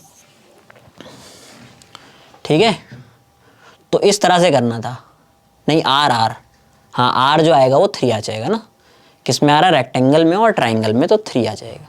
तो इस तरह से करना, तो P 6 आ जाएगा, Q 5 and R is equal to 3, यही आपका करेक्ट ऑप्शन था। आगे देखो, ये वाला क्वेश्चन काफ़ी अच्छा था, 2 मार्क्स में पूछा हुआ था, ठीक है, लेकिन आप अच्छे से पढ़ते हैं ना तो ये क्वेश्चन आराम से हो जाता। वो स्टेटमेंट बड़ी बड़ी लिख देते हैं, आप उसमें कंफ्यूज हो जाते हो, लेकिन ये क्वेश्चन आराम से होने वाला था। देखो कैसे करेंगे, तो यहाँ पे भी था नंबर ऑफ शिफ्ट एक एक्सिस पे, ये जो 20 40 30 और 10 लिखा हुआ है ये नंबर ऑफ शिफ्ट थी, और बोला था ये होता है नंबर ऑफ पेशेंट पर शिफ्ट, जो एक्स से नोट किया हुआ था, ठीक है। एक देखो, एक डॉक्टर है, वो क्या कर रहा है, बैठ रहा है, वो पेशेंट को देख रहा है, तो वो शिफ्ट में काम कर रहा है, ठीक है।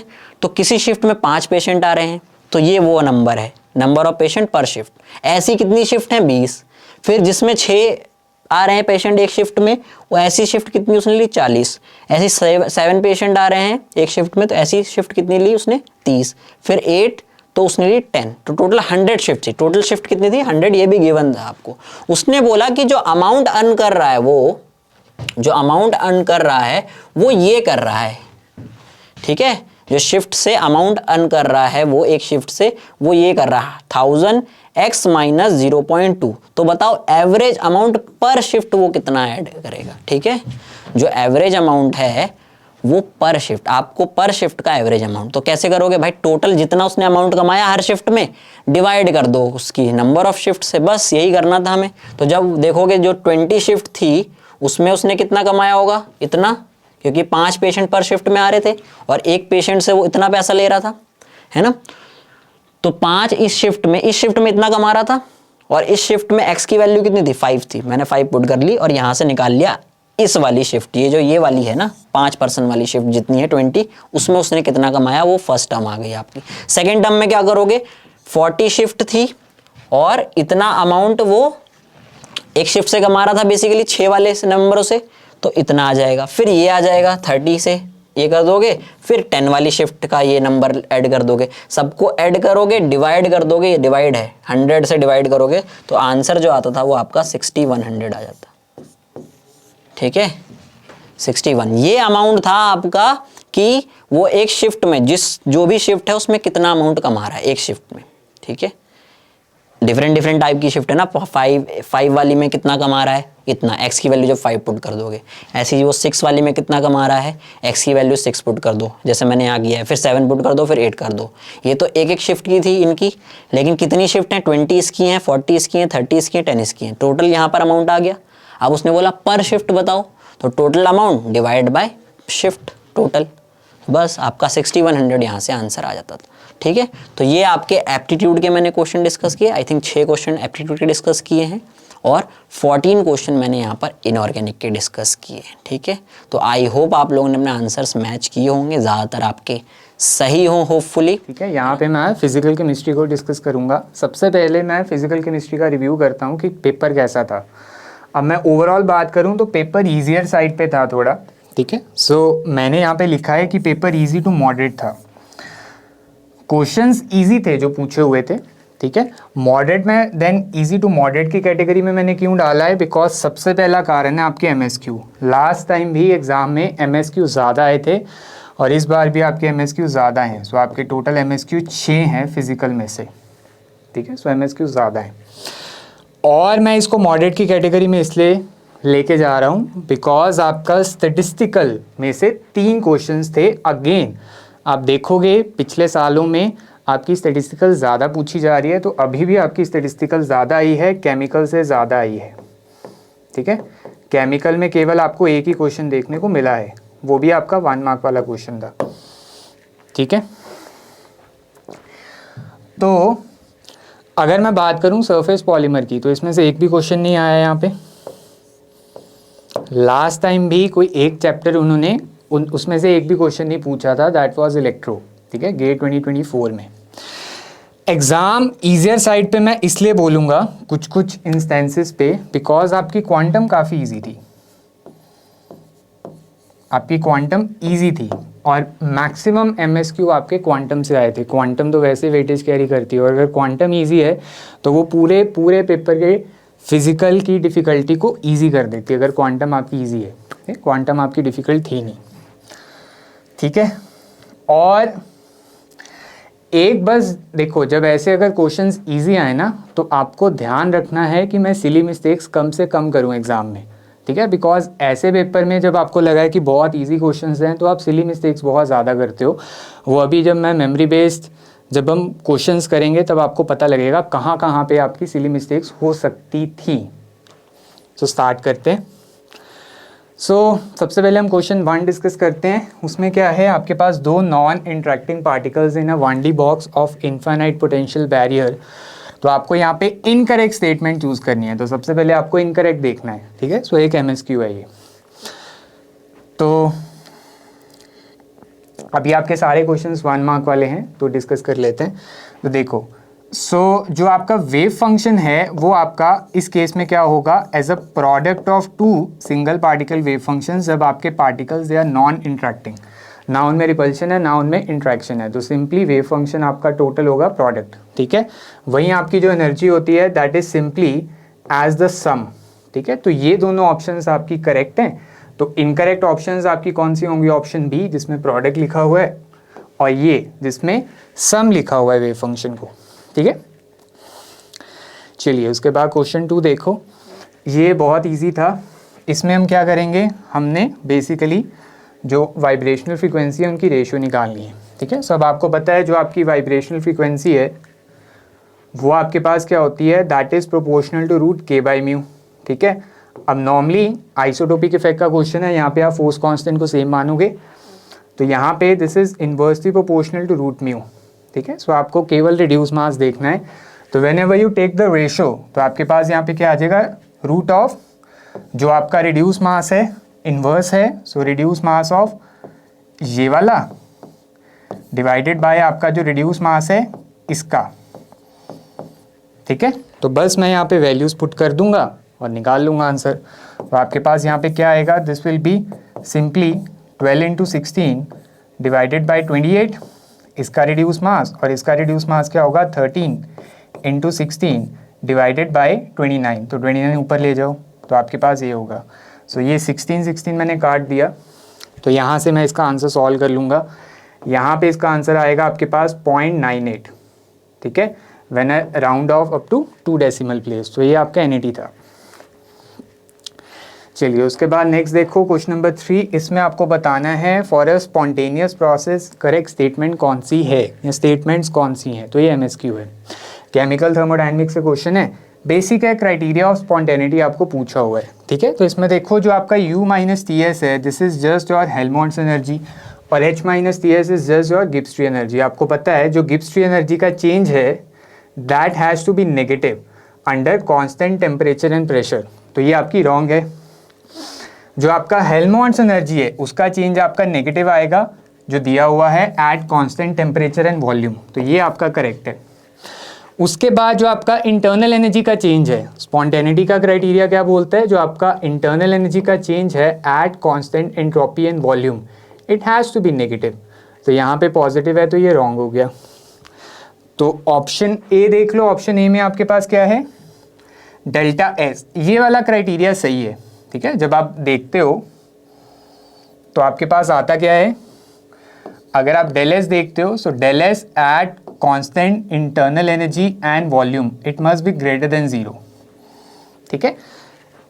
एंट्रोपी को छोड़ के बाकी जितनी भी थर्मोडायनेमिक प्रॉपर्टीज हैं उनका चेंज आपका नेगेटिव होगा फॉर अ स्पॉन्टेनियस प्रोसेस, अलग अलग कंडीशंस पे एंट्रोपी का आपका पॉजिटिव है, ठीक है। सो ये करेक्ट है। सो आपकी करेक्ट स्टेटमेंट्स आएंगी ए एंड सी, करेक्ट।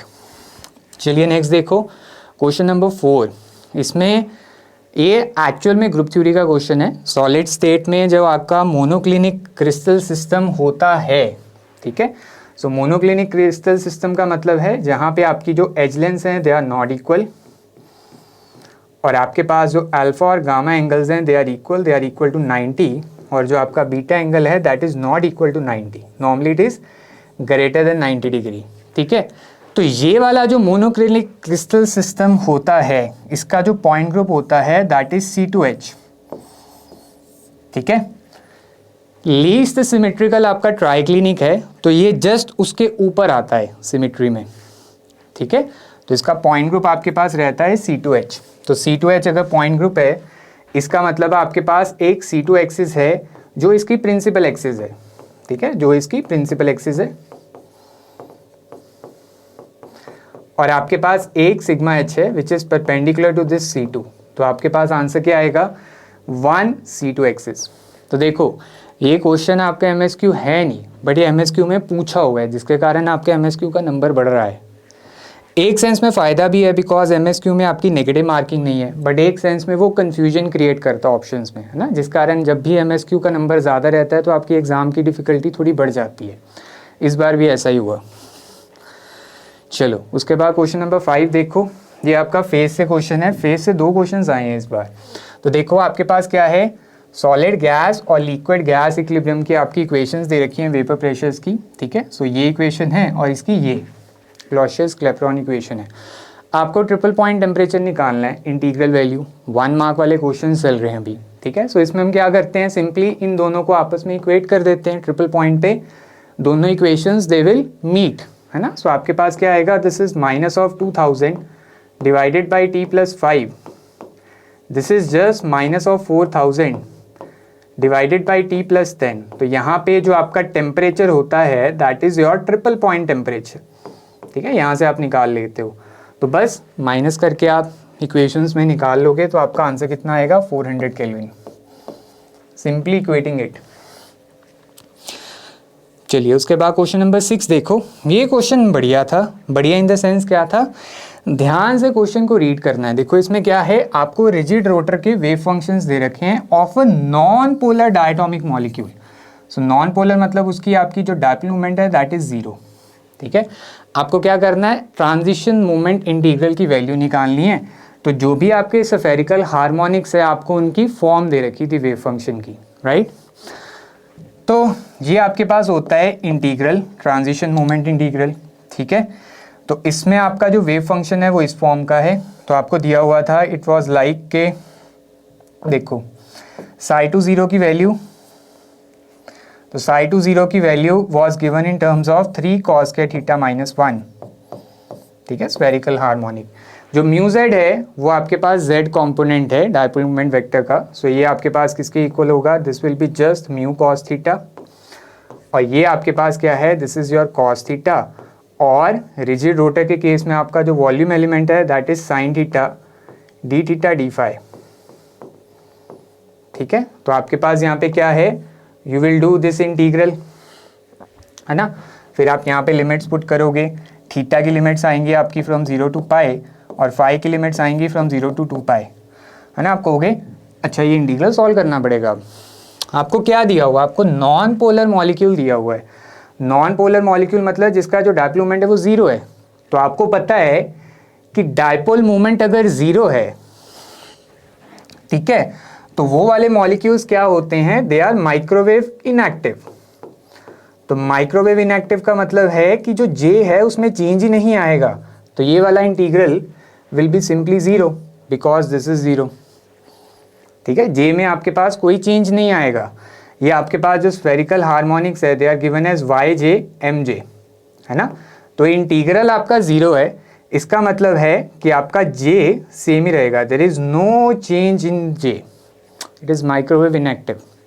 तो आपके पास सिंपली इसका आंसर आना था 0। वैसे भी 1 मार्क वाला क्वेश्चन है, कोई लंबा इंटीग्रल तो वैसे भी नहीं होगा, तो थोड़ा सोचना था इसमें, है ना। सो आपका आंसर तो ऑप्शन डी दैट इज 0। चलिए क्वेश्चन नंबर 7 देखो, स्टैटिस्टिकल का क्वेश्चन है, ठीक है। पहला क्वेश्चन ये वाला, आइडियल डायटोमिक गैस है, आपको डिपेंडेंसी बतानी है पार्टीशन फंक्शन की in a canonical ensemble, right. NVT constant parameters हैं कैनोनिकल एंसेंबल के, कोई दिक्कत नहीं है। जैसे आप नॉर्मली करते हो, जो आपका ट्रांसलेशनल पार्टीशन फंक्शन है वो आपके पास क्या होता है, वॉल्यूम डिवाइडेड बाय जो थर्मल डी ब्रॉगली वेवलेंथ का क्यूब है ना। तो thermal D Broglie wavelength temperature का फंक्शन है, राइट। तो जिससे आपका जो ट्रांसलेशनल पार्टीशन फंक्शन है वो वॉल्यूम और टेम्परेचर दोनों का फंक्शन है ना। पहले भी आया हुआ है ये क्वेश्चन।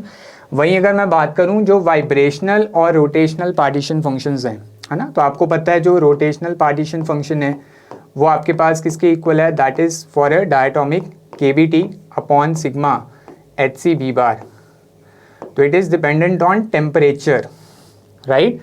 B आपका मोमेंट ऑफ इनर्शिया पे डिपेंडेंट है, तो वो मोमेंट ऑफ इनर्शिया पे भी डिपेंडेंट है, बट वो वॉल्यूम पे डिपेंडेंट नहीं है, ठीक है।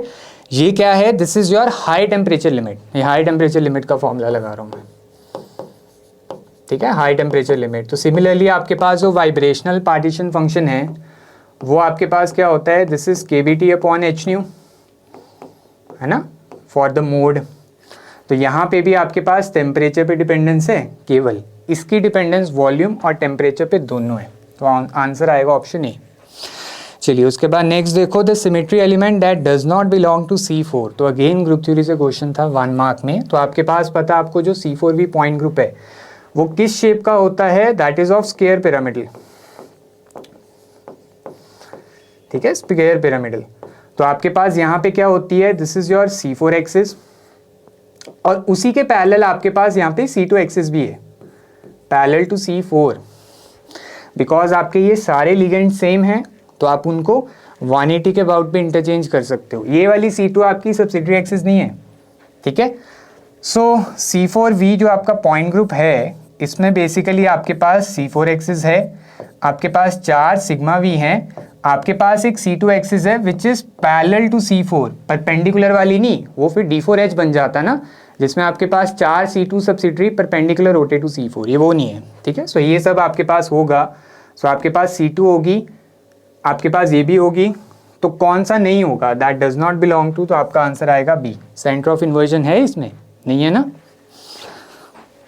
चलिए उसके बाद क्वेश्चन नंबर 9 देख लेते हैं, phase diagram for a 1 component system was given. ये तो जैम लेवल का क्वेश्चन है ये वाला ना। तो 1 कंपोनेंट सिस्टम है, मतलब C आपके पास 1 है, तो आपको बस I, J और K के कॉरेस्पॉन्डिंग डिग्रीज ऑफ फ्रीडम बताने थे। सो ये आपको पता ही है, जो डिग्रीज ऑफ फ्रीडम है वो आपके पास क्या है, this is C minus P plus 2। तो आपके पास 1 कंपोनेंट सिस्टम है, so this becomes 3 minus P। This is your triple point. यहाँ पे क्या है, आपके जो तीनों फेज हैं, call it as alpha, beta and gamma, ये तीनों आपके पास इक्विलिब्रियम में होंगे। तो आई आपके पास है ट्रिपल पॉइंट, तो आई के कॉरेस्पॉन्डिंग आपके पास जो डिग्रीज ऑफ फ्रीडम आएंगे दे विल बी 0, बिकॉज तीन फेज इक्विलिब्रियम पे हैं। जो आपके पास जे है, ठीक है ना, सो आई के कॉरेस्पॉन्डिंग तीन फेज इक्विलिब्रियम पे हैं, जे के कॉरेस्पॉन्डिंग आपके पास दो फेज इक्विलिब्रियम पे हैं। अगर मैं यहाँ पे बात करूँ अल्फा और बीटा इक्विलिब्रियम पे हैं, ठीक है। और वहीं के आपके पास एरिया में लाई कर रहा है, तो वहाँ पे आपके पास सिंगल फेज है, तो ये वाली इक्वेशन यूज़ कर लेंगे 3 - p। तो आपके पास आई के कॉरेस्पॉन्डिंग 0 आएगी डिग्री ऑफ फ्रीडम, जे के कॉरेस्पॉन्डिंग 1 और के कॉरेस्पॉन्डिंग 2। चलिए उसके बाद नेक्स्ट देखो, सेल रिएक्शन आपको दिया हुआ है एट 298 केल्विन। यहाँ से ना आपके 2 मार्क्स के क्वेश्चन स्टार्ट हो जाते हैं, ठीक है। आपको कन्फ्यूजन हो तो यहाँ पे 2 मार्क्स वाले क्वेश्चन स्टार्ट हो जाते हैं। इसके पिछले जितने भी क्वेश्चन थे दे वर ऑल 1 मार्क का क्वेश्चन। चलिए तो ये आपके MCQ था। अब ये आपके पास NET है। अब यहाँ पे गलती का चांस ज़्यादा है, आप आंसर चाहे सही निकाल लो। आपको क्या दिया हुआ, आपको सेल रिएक्शन दिया हुआ है, ठीक है। तो आपको क्या निकालनी है, आपको डेल्टा H निकालनी है रिएक्शन की। अब आपको बोला कि delta H is given as -(x) kilojoule per mole, तो आपका x क्या होगा, ठीक है। सो आपको वैल्यू यहाँ पे पॉजिटिव रिपोर्ट करनी है, क्योंकि ऑलरेडी डेल्टा H की वैल्यू -(x) है। तो यहाँ पे गलती हो सकती है कि आप आंसर यहाँ पे नेगेटिव कर दो, ठीक है। सो बस हम डेल्टा H निकाल लेंगे यूजिंग दिस फॉर्मूला। सो आपके पास n कितना है, n आपका 2 है, ठीक है, n आपका 2 है।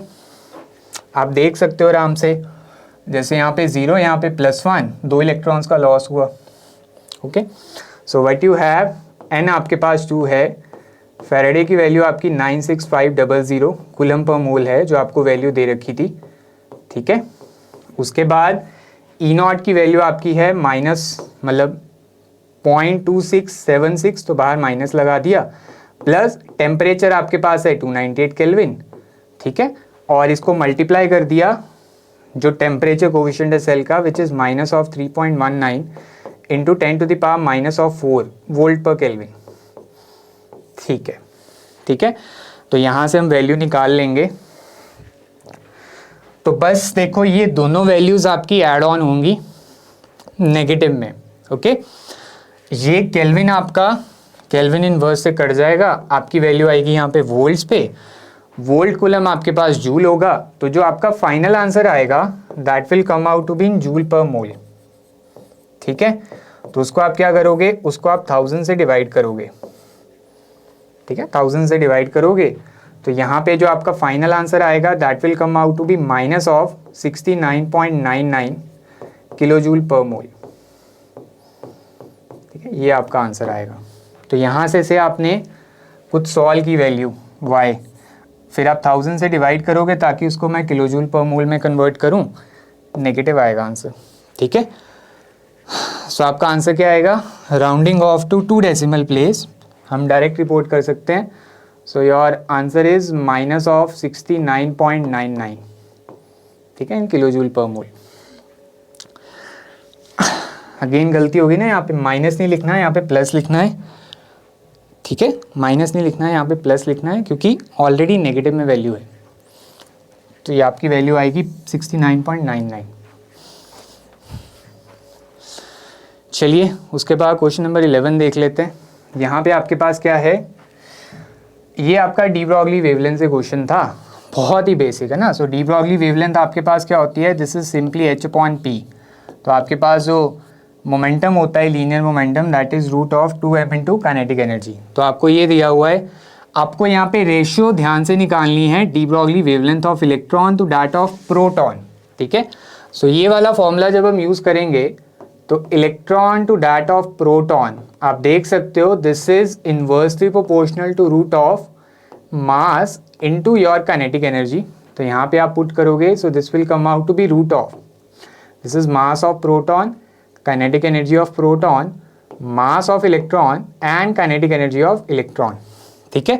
तो जो आपको दिया हुआ था, क्या दिया हुआ था, दैट आपके पास जो मास की रेशियो है वो आपके पास कितनी है, 1836 प्रोटॉन की काइनेटिक एनर्जी आपके पास 3e है और इलेक्ट्रॉन की e है, तो बस इसको मल्टीप्लाई करके इसका रूट कर देना था, तो आपका आंसर यहाँ पे आता था 74.22। ठीक है, जो रेशियो आएगी 74.22। चलिए क्वेश्चन नंबर 12 देख लेते हैं। यहाँ पे आपके पास क्या है, आर्कियोलॉजिकल स्पेसिमेन। तो ये कार्बन डेटिंग से क्वेश्चन है। आपको यहाँ पे ना एक्टिविटी दे रखी है एक वुड सैंपल की, एंशिएंट वुड सैंपल की, कितनी 45 काउंट्स पर ग्राम पर मिनट। तो ऐसा क्वेश्चन आपका नेट में भी आया था, अभी गेट में भी ऐसा ही क्वेश्चन है। इसमें बस आपको ध्यान रखना है एक दो बातों का, वो मैं आपको भी बताता हूँ। ठीक है, ध्यान रखना था मतलब एक दो बातों का। तो एक्टिविटी आपके पास इतनी है, तो देखो ये है 5 मिनट के कॉरेस्पॉन्डिंग। अब आप एक्टिविटी को यहाँ पे, जैसे ये आपका फॉर्मूला है, यहाँ पे आपके पास जो एक्टिविटी होगी दैट विल बी पर ग्राम ऑफ C14 पर मिनट। ठीक है, तो सबसे पहले तो आप इसको पर मिनट करोगे, तो पर मिनट आपके पास कितनी वैल्यू आएगी, दिस विल बी 9 काउंट्स, है ना। तो आपके पास यहाँ पे कितना आएगा, दिस विल बी 9 काउंट्स पर ग्राम पर मिनट। और यहाँ पे आपके पास कितनी वैल्यू है, 20 counts. This is your initial activity fresh would की, 20 काउंट्स पर ग्राम पर मिनट। ओके, सो मतलब ये आपके पास इनिशियल एक्टिविटी है, वो आपकी फाइनल एक्टिविटी है time T. But here is a twist. क्या ट्विस्ट है कि बैकग्राउंड सिग्नल भी है डिटेक्टर का, कितना है 5 काउंट्स पर मिनट का बैकग्राउंड सिग्नल है। इसका मतलब है इस सिग्नल को मैं माइनस करूंगा तभी मेरे पास एक्चुअल वैल्यू आएगी। तो व्हाट डज दैट मीन कि यहाँ पे अगर मैं टाइम निकालना चाहता हूँ तो मेरी हाफ लाइफ कितनी है, दिस इज 5730। ठीक है, डिवाइडेड बाय, यहाँ पे आएगा आपके पास ln ऑफ 2 और यहाँ पे ln ऑफ इनिशियल एक्टिविटी आपके पास कितनी है, दिस इज 20। बट आप 20 में से बैकग्राउंड माइनस करोगे और एट टाइम टी एक्टिविटी कितनी है 9 में से भी आप बैकग्राउंड को माइनस करोगे। ठीक है, तो ऐसे आपको क्वेश्चन सॉल्व करना है। इसका आंसर आएगा 10,926 इन ईयर्स, इंटीजर वैल्यू। ठीक है, ये वाली वैल्यू आएगी। चलिए क्वेश्चन नंबर 13 देख लेते हैं। ये वाला क्वेश्चन आपका कहाँ से है, this question is from a cubical box. आपको पता है जो आपकी एनर्जी होती है ऑफ अ क्यूबिकल बॉक्स, वो आपके पास क्या होती है, this is nx square plus ny square plus nz square, और यहाँ पे आपके पास क्या आएगा h स्क्वायर अपॉन 8m। ठीक है, अब ऐसा क्वेश्चन पहले भी आया हुआ है, इसमें आपको बताना है, आपने लीनियर कॉम्बिनेशंस ले लिए क्यूबिकल बॉक्स के वेव फंक्शन के, तो आपको यहाँ पे बताना है इनमें से जो कौन सा लीनियर कॉम्बिनेशन आइगन फंक्शन है हैमिल्टोनियन का। तो यहाँ पे सिंपली कॉन्सेप्ट क्या होता है कि जो आपने दो वेव फंक्शंस का लीनियर कॉम्बिनेशन लिया है, अगर वो आपस में डीजनरेट हैं तो जो फाइनल वेव फंक्शन है वो ऑटोमेटिकली आइगन फंक्शन बन जाएगा हैमिल्टोनियन का। सो बस आपको इन दो वेव फंक्शंस की डीजनरेसी चेक करनी है। सो डीजनरेसी कैसे चेक करोगे कि आपके पास ये जो सम है स्केयर्स का that must be equal to same, दोनों का सेम होना चाहिए, है ना। सो आप जैसे देख लो साई 141, तो इसके कॉरेस्पॉन्डिंग आपके पास एनर्जी कितनी आएगी, this is 1 square plus 4 square plus 1 square, so this will come out to be 18। ठीक है, और वहीं आप साई 223 के कॉरेस्पॉन्डिंग ये वाली वैल्यू निकालोगे तो आपके पास कितना आएगा, दिस इज 2 का स्क्वायर प्लस 2 का स्क्वायर प्लस 3 का square, so this is corresponding to 17। मतलब इसकी एनर्जी आई 17h स्क्वायर अपॉन 8m, इसकी आई 18h स्क्वायर अपॉन 8m। सो ये दोनों आपस में नॉन डीजनरेट है, दोनों डीजनरेट वेव फंक्शंस नहीं है। सो दैट्स वाई ये ऑप्शन तो आपके पास नहीं होगा। उसके बाद आप यहाँ पे चेक करोगे, ये दोनों आपके पास डीजनरेट हैं। ठीक है, ये दोनों आपके पास डीजनरेट हैं। आप इनके स्क्वायर्स का सम करोगे तो आपके पास कितना आएगा, 1 square plus 5 square plus 1 square, है ना। सो यहाँ पे आपके पास आएगा 27, इसका भी 27 आएगा, 3 square plus 3 square plus 3 square, right. तो ये आपके पास बनेगा, ये भी आपके पास बनेगा बिकॉज इसमें जस्ट आपने शफलिंग कर दी क्वांटम नंबर्स की, राइट। और ये आपके पास नहीं बनेगा, जब आप इसमें स्क्वायर्स को ऐड करोगे तो आपके पास नहीं आएगा ना। जैसे यहाँ पे आपके पास आ गया 19, 3 square plus 3 square plus 1 square, यहाँ पे आपके पास कितना आ गया 4 प्लस 16 21, तो दोनों बराबर नहीं आए ना, सो ये नहीं आएगा। सो आपके पास आंसर आएगा फाई 2 एंड फाई 3। तो ये आपके पास MSQ था फाई 2 एंड फाई 3, ये आपका MSQ था 2 मार्क वाला। कॉन्सेप्ट एक ही लग रहा था बस, डीजेनरेसी का, ठीक है, फाई 2 एंड फाई 3। चलिए क्वेश्चन नंबर 14 देखो, ये भी बहुत सिंपल क्वेश्चन था और ये आपका MSQ क्वेश्चन था, ठीक है, क्वांटम से इजी MSQ थे। तो आपके पास क्या है, पार्टिकल का state function is an eigen function of L cap square, जिसकी आइगन वैल्यू आपके पास कितनी है 30 h कट स्क्वायर, राइट। तो पॉसिबल आइगन वैल्यूज आपको बतानी है LZ स्क्वायर की। तो बहुत ईजी है, आपको पता है कि एल कैप स्क्वायर के कॉरेस्पॉन्डिंग आपकी आइगन वैल्यू क्या होती है, L × L + 1 × h cut square. तो अब आपको यही वैल्यू कितनी दे रखी है 30 h cut square wave function की। तो आपके पास L कितना आएगा, L will be simply as 5 × 5 + 1 6 5 6 30, right. So L की वैल्यू आपके पास 5 आई, इसका मतलब पॉसिबल M वैल्यूज आपके पास कितनी होंगी, फ्रॉम -5 to +5। सो -5 -4 -3 -2 -1 0, ठीक है, 1 2 3 4 एंड 5। सो ये पॉसिबल वैल्यूज हैं। तो आपको यहाँ पे क्या बताना है, LZ स्क्वायर के कॉरेस्पॉन्डिंग कौन सी आइगन वैल्यू पॉसिबल होगी। तो LZ स्क्वायर के कॉरेस्पॉन्डिंग आइगन वैल्यू क्या आएगी, M स्क्वायर × h कट का स्क्वायर। तो अगर आपका M ±5 है तो 25 h कट स्क्वायर पॉसिबल है, +-4 है 16 h कट स्क्वायर पॉसिबल है, 10 h कट स्क्वायर पॉसिबल नहीं है, 0 पॉसिबल है जब आपके पास M की वैल्यू 0 है, ठीक है। सो ये चीज़। चलिए उसके बाद 15th क्वेश्चन देखो, ये भी आपका स्टैटिस्टिकल से है क्वेश्चन, ठीक है। तो इसमें क्या है, आपको पार्टीशन फंक्शन की वैल्यू दे रखी है, ठीक है, मतलब एक्सप्रेशन दे रखा है। आपको यहाँ पे इक्वेशन ऑफ स्टेट निकालनी है फॉर द गैस। अब ये सरप्राइजिंगली एक MSQ था, बट ये MSQ तो है नहीं, ये तो MCQ ही है ना। तो फोर्सफुली MSQ डाल रखे हैं कुछ कुछ क्वेश्चंस में, जिसमें सिंपल एक ही आंसर बन जाता है। आपको यहाँ पे कैसे करना है, देखो ये कॉन्सेप्ट है हेल्महोल्ट्ज एनर्जी का, वो आपके पास किसकी इक्वल होती है, this is -kBT ln of Q के, और जो आपका प्रेशर होता है that is -of ΔA upon ΔV at constant T, है ना। तो यहाँ से आप एक्सप्रेशन क्या करते हो, this is simply as kBT, इसका derivative with respect to volume at constant temperature. क्योंकि आपको यहाँ पे प्रेशर लेके आना है ना, सो आप प्रेशर वाली इक्वेशन यूज़ करोगे, तो ये वाली इक्वेशन आप यूज़ करोगे, ठीक है। सो आपको पार्टीशन फंक्शन का ln लेना है, ठीक है। सो अगर मैं इसका ln लूँगा और मैं इसको डेरिवेट करूँगा विद रिस्पेक्ट टू वॉल्यूम, तो केवल जो वॉल्यूम का फंक्शन बचा उसी को डेरिवेट करेंगे, बाकी सबका derivative with respect to volume 0 होगा। यहाँ पे आपको बोला हुआ था कि B आपका इंडिपेंडेंट है वॉल्यूम के, ठीक है। सो मतलब यहाँ पे क्या होगा, आपके पास जो ln of Q है दिस विल बी सिंपली, कौन कौन सी टर्म्स आएंगी, ln of 1/n factorial plus 3n/2 ln of 2 pi mkBT divided by h square, और एक टर्म आपके पास क्या आएगी, this is ln of v minus NB, और n आप बाहर निकाल सकते हो, सो लाइक दिस, है ना। अब आपको सिंपली क्या करना है, इसका डेरिवेटिव करना है विद रिस्पेक्ट टू वॉल्यूम। तो देखो अगर आप इसका डेरिवेटिव करोगे विद रिस्पेक्ट टू वॉल्यूम तो केवल यही वाली टर्म बचेगी, बिकॉज इसी में वॉल्यूम है, इनका डेरिवेटिव होगा 0, है ना। सो ln Q का derivative with respect to volume at constant temperature, ये सभी टर्म्स गई आपके पास, ये बचा, तो क्या बचा, n बाहर,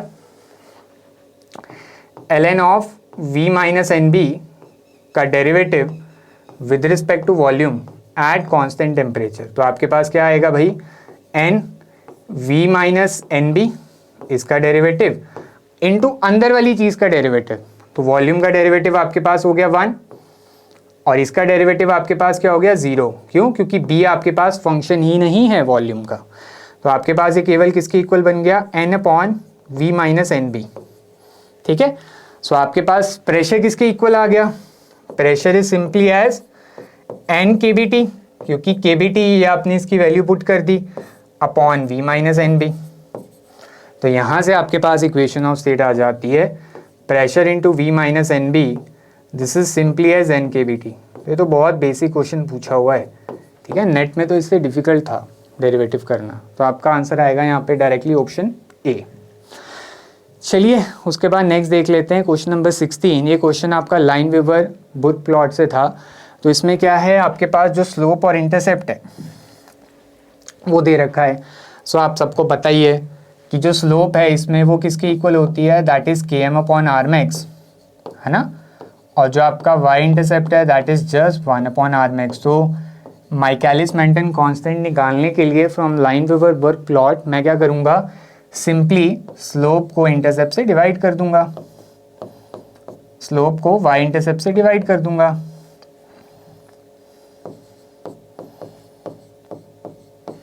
है ना।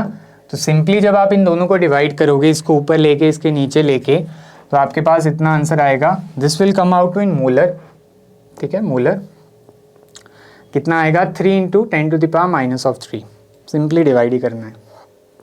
चलिए उसके बाद क्वेश्चन नंबर 17 देखते हैं। ये वाला क्वेश्चन आपको लगेगा फ्रॉम द ऑर्गेनिक, बट ये वाला क्वेश्चन आपका फिजिकल का है, पैरेलल रिएक्शन से। देखो आपके पास ये वाला एल्डिहाइड है, ठीक है। मिथाइल लिथियम से आपने इसमें न्यूक्लियोफिलिक एडिशन कराई, तो आपके पास दो तरह के प्रोडक्ट्स आए Q and R। So this concept is from parallel reactions, है ना। दो डिफरेंट रिएक्शंस हुए हैं फ्रॉम अ गिवन रिएक्टेंट, ठीक है। अब ये दोनों आपस में डायस्टीरोमर्स हैं, ठीक है। आपको और क्या दिया हुआ है, एक तो दे रखी है यील्ड रिएक्शन की 80% है, मतलब 80% आपका जो एल्डिहाइड है वो कन्वर्ट हो चुका है Q और R में, ठीक है। That is your yield. आप मोलर मासेस यहाँ पे निकाल सकते हो, कितना, इसका 134 ग्राम पर मोल आएगा फ्रॉम इट्स मॉलिक्यूलर फॉर्मूला, इसका आएगा आपके पास 150, दोनों का सेम आएगा, दोनों आपके पास आइसोमर हैं, ठीक है। और आपको क्या दे रखा है, दोनों की मोलर रेशियो दे रखी है एट गिवन टाइम। क्या दिया हुआ है कि moles of Q divided by moles of R is 2/1, है ना। मतलब जो Q के मोल्स हैं वो डबल हैं R से एट ए गिवन टाइम। सो इसमें आप क्या करोगे भाई, इसमें आप ये वाली इक्वेशन यूज कर लोगे कि कितने मोल्स आपके P के रिएक्ट किए, उसने क्या बनाया, Q और R को बनाया, ठीक है। It is like this. So अब P के कितने मोल्स प्रेजेंट थे इनिशियली,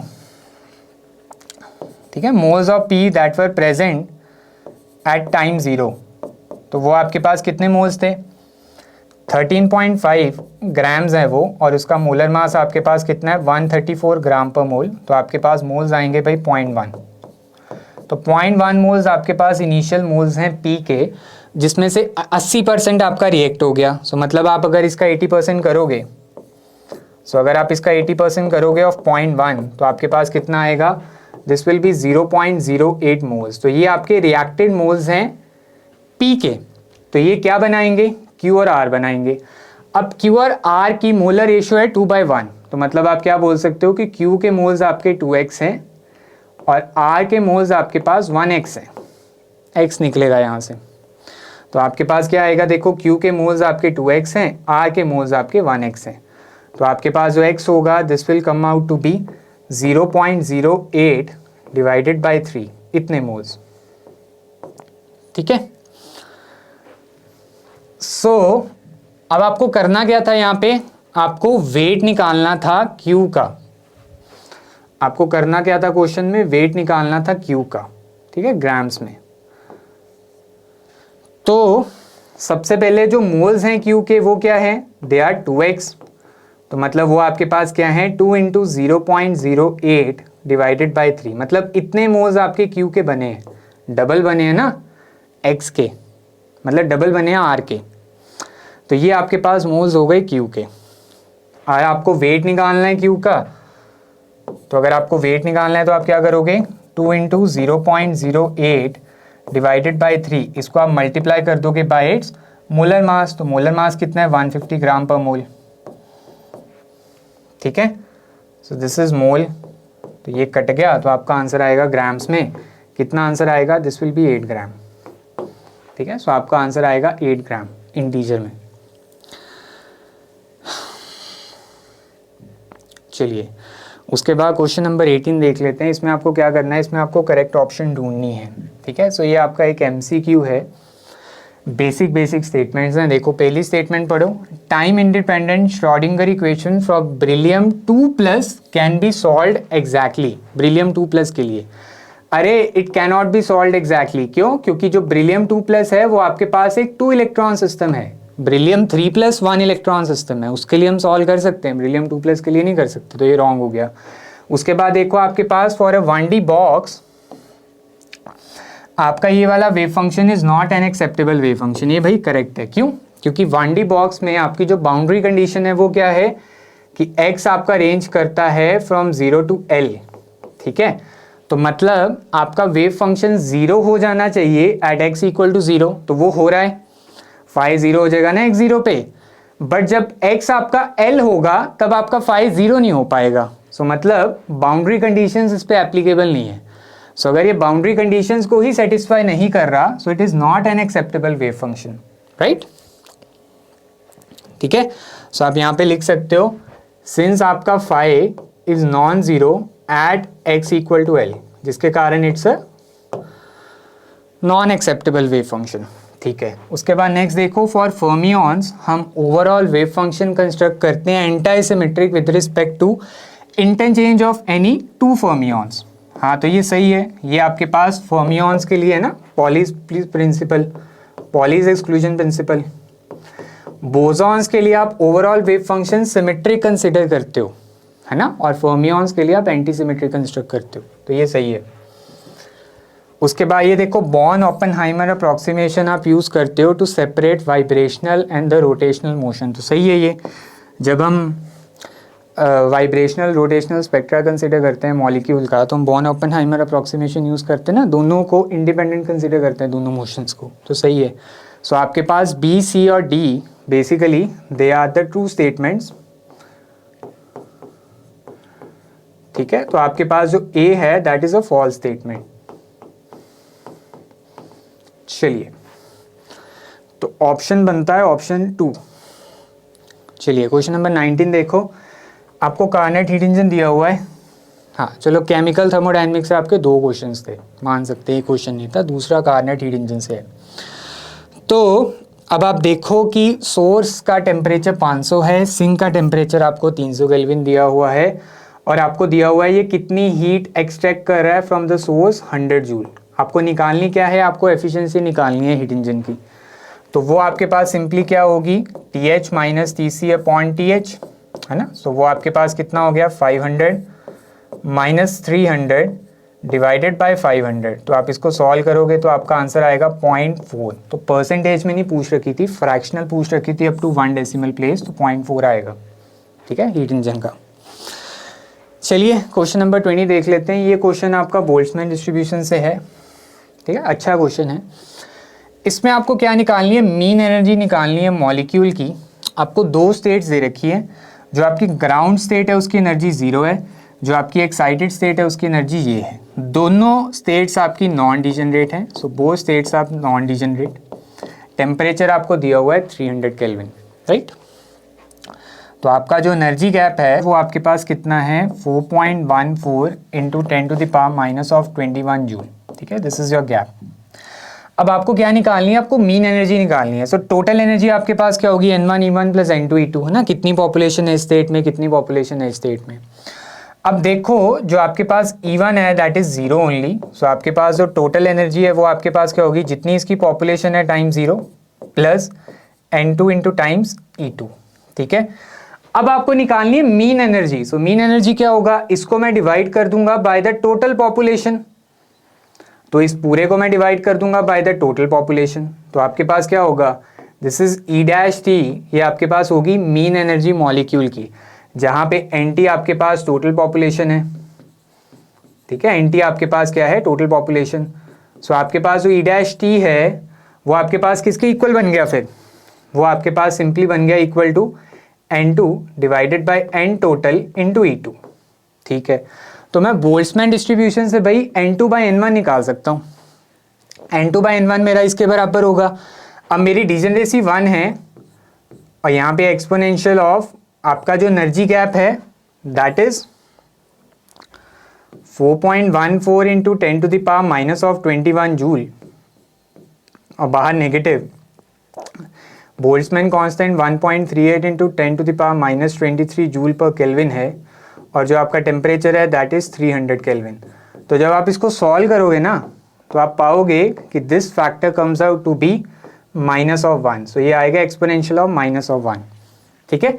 सो ये आपने क्या निकाला, this is n2/n1, this is n2/n1। तो वही है, रेशियो में क्या मतलब है इसका कि अगर n1 1 है तो n2 किसके बराबर है, e की पावर -1 के। तो अगर मेरे को n2/nt निकालना है तो वो मेरे पास किसके इक्वल होगा, n2/nt will be simply n2 divided bye n1 plus n2, है ना। तो ये मेरे पास किसके इक्वल आएगा, दिस इज e की power -1, this is 1 plus e की पावर -1, ये चीज, ओके। इसको मैं ऊपर पुट कर दूंगा, सो मेरी मीन एनर्जी आ जाएगी। सो मेरी मीन एनर्जी किसकी इक्वल आ जाएगी, this will come out to be e की पावर -1 अपॉन 1 प्लस e की power -1 into my excited state की एनर्जी, ठीक है। तो इसको आप सॉल्व कर लोगे तो आपका आंसर आ जाएगा 1.11 into 10 to the power -21 joule, मतलब 10 टू द पावर -21 में आपका आंसर आएगा 1.11, ठीक है। सो आपको राउंड ऑफ करना था टू 2 डेसिमल प्लेस, तो 1.11। चलिए लास्ट क्वेश्चन देख लेते हैं। सो ये आपका क्वेश्चन था फ्रॉम द डॉपलर ब्रॉडनिंग, ठीक है। डॉपलर ब्रॉडनिंग या डॉपलर शिफ्ट बोल सकते हो आप, मॉसबार में भी आप ये करते हो इनऑर्गेनिक में। तो आपको क्या दिया हुआ था, आपको सोर्स के द्वारा कितनी फ्रीक्वेंसी एमिटेड है ये दे रखी है, और ये आपको क्या दे रखी है, वेलोसिटी ऑफ द डिटेक्टर जो मूव कर रहा है टुवर्ड्स द सोर्स, है ना। जो ऑब्जर्वर है या जो डिटेक्टर है वो बेसिकली मूव कर रहा है टुवर्ड्स द सोर्स, राइट।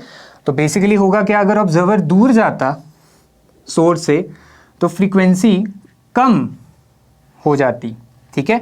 अभी वो पास आ रहा है तो फ्रीक्वेंसी बढ़ जाएगी डॉपलर शिफ्ट के अकॉर्डिंग, ठीक है। तो अब आपको करना क्या है, आपको ये निकालनी है, आपको ऑब्जर्व्ड फ्रीक्वेंसी निकालनी है। सो ऑब्जर्व्ड फ्रीक्वेंसी का फॉर्मूला जब ये उसकी तरफ अप्रोच कर रहा है तो ये होता है 1 प्लस, प्लस आप कैसे समझोगे, सिंपली ज़्यादा आएगी ना वैल्यू, सो ये आपके पास क्या आएगी, this is simply c plus v divided by c, तो ये आपका 1 से बड़ी आएगी, तो ये आपकी सोर्स की एमिटेड फ्रीक्वेंसी से ज़्यादा आएगी। तो बस आप वैल्यू पुट कर दो तो आपके पास कितना आएगा, this is simply as 1 plus velocity कितनी है अप्रोच की, 5 into 10 to the power 6 metre per second. Light की स्पीड आपके पास है 3 into 10 to the power 8 metre per second, ये आपको दे रखी थी, ये वैल्यू आपको यूज़ करनी है। सोर्स की फ्रीक्वेंसी क्या है, 3.1 into 10 to the power 9 hertz. तो यस, इसको हम सॉल्व कर लेंगे तो आपका आंसर यहाँ पे आ जाएगा 3.152 into 10 to the power 9 hertz में, ठीक है। So up to 3 decimal place आपका ये आएगा।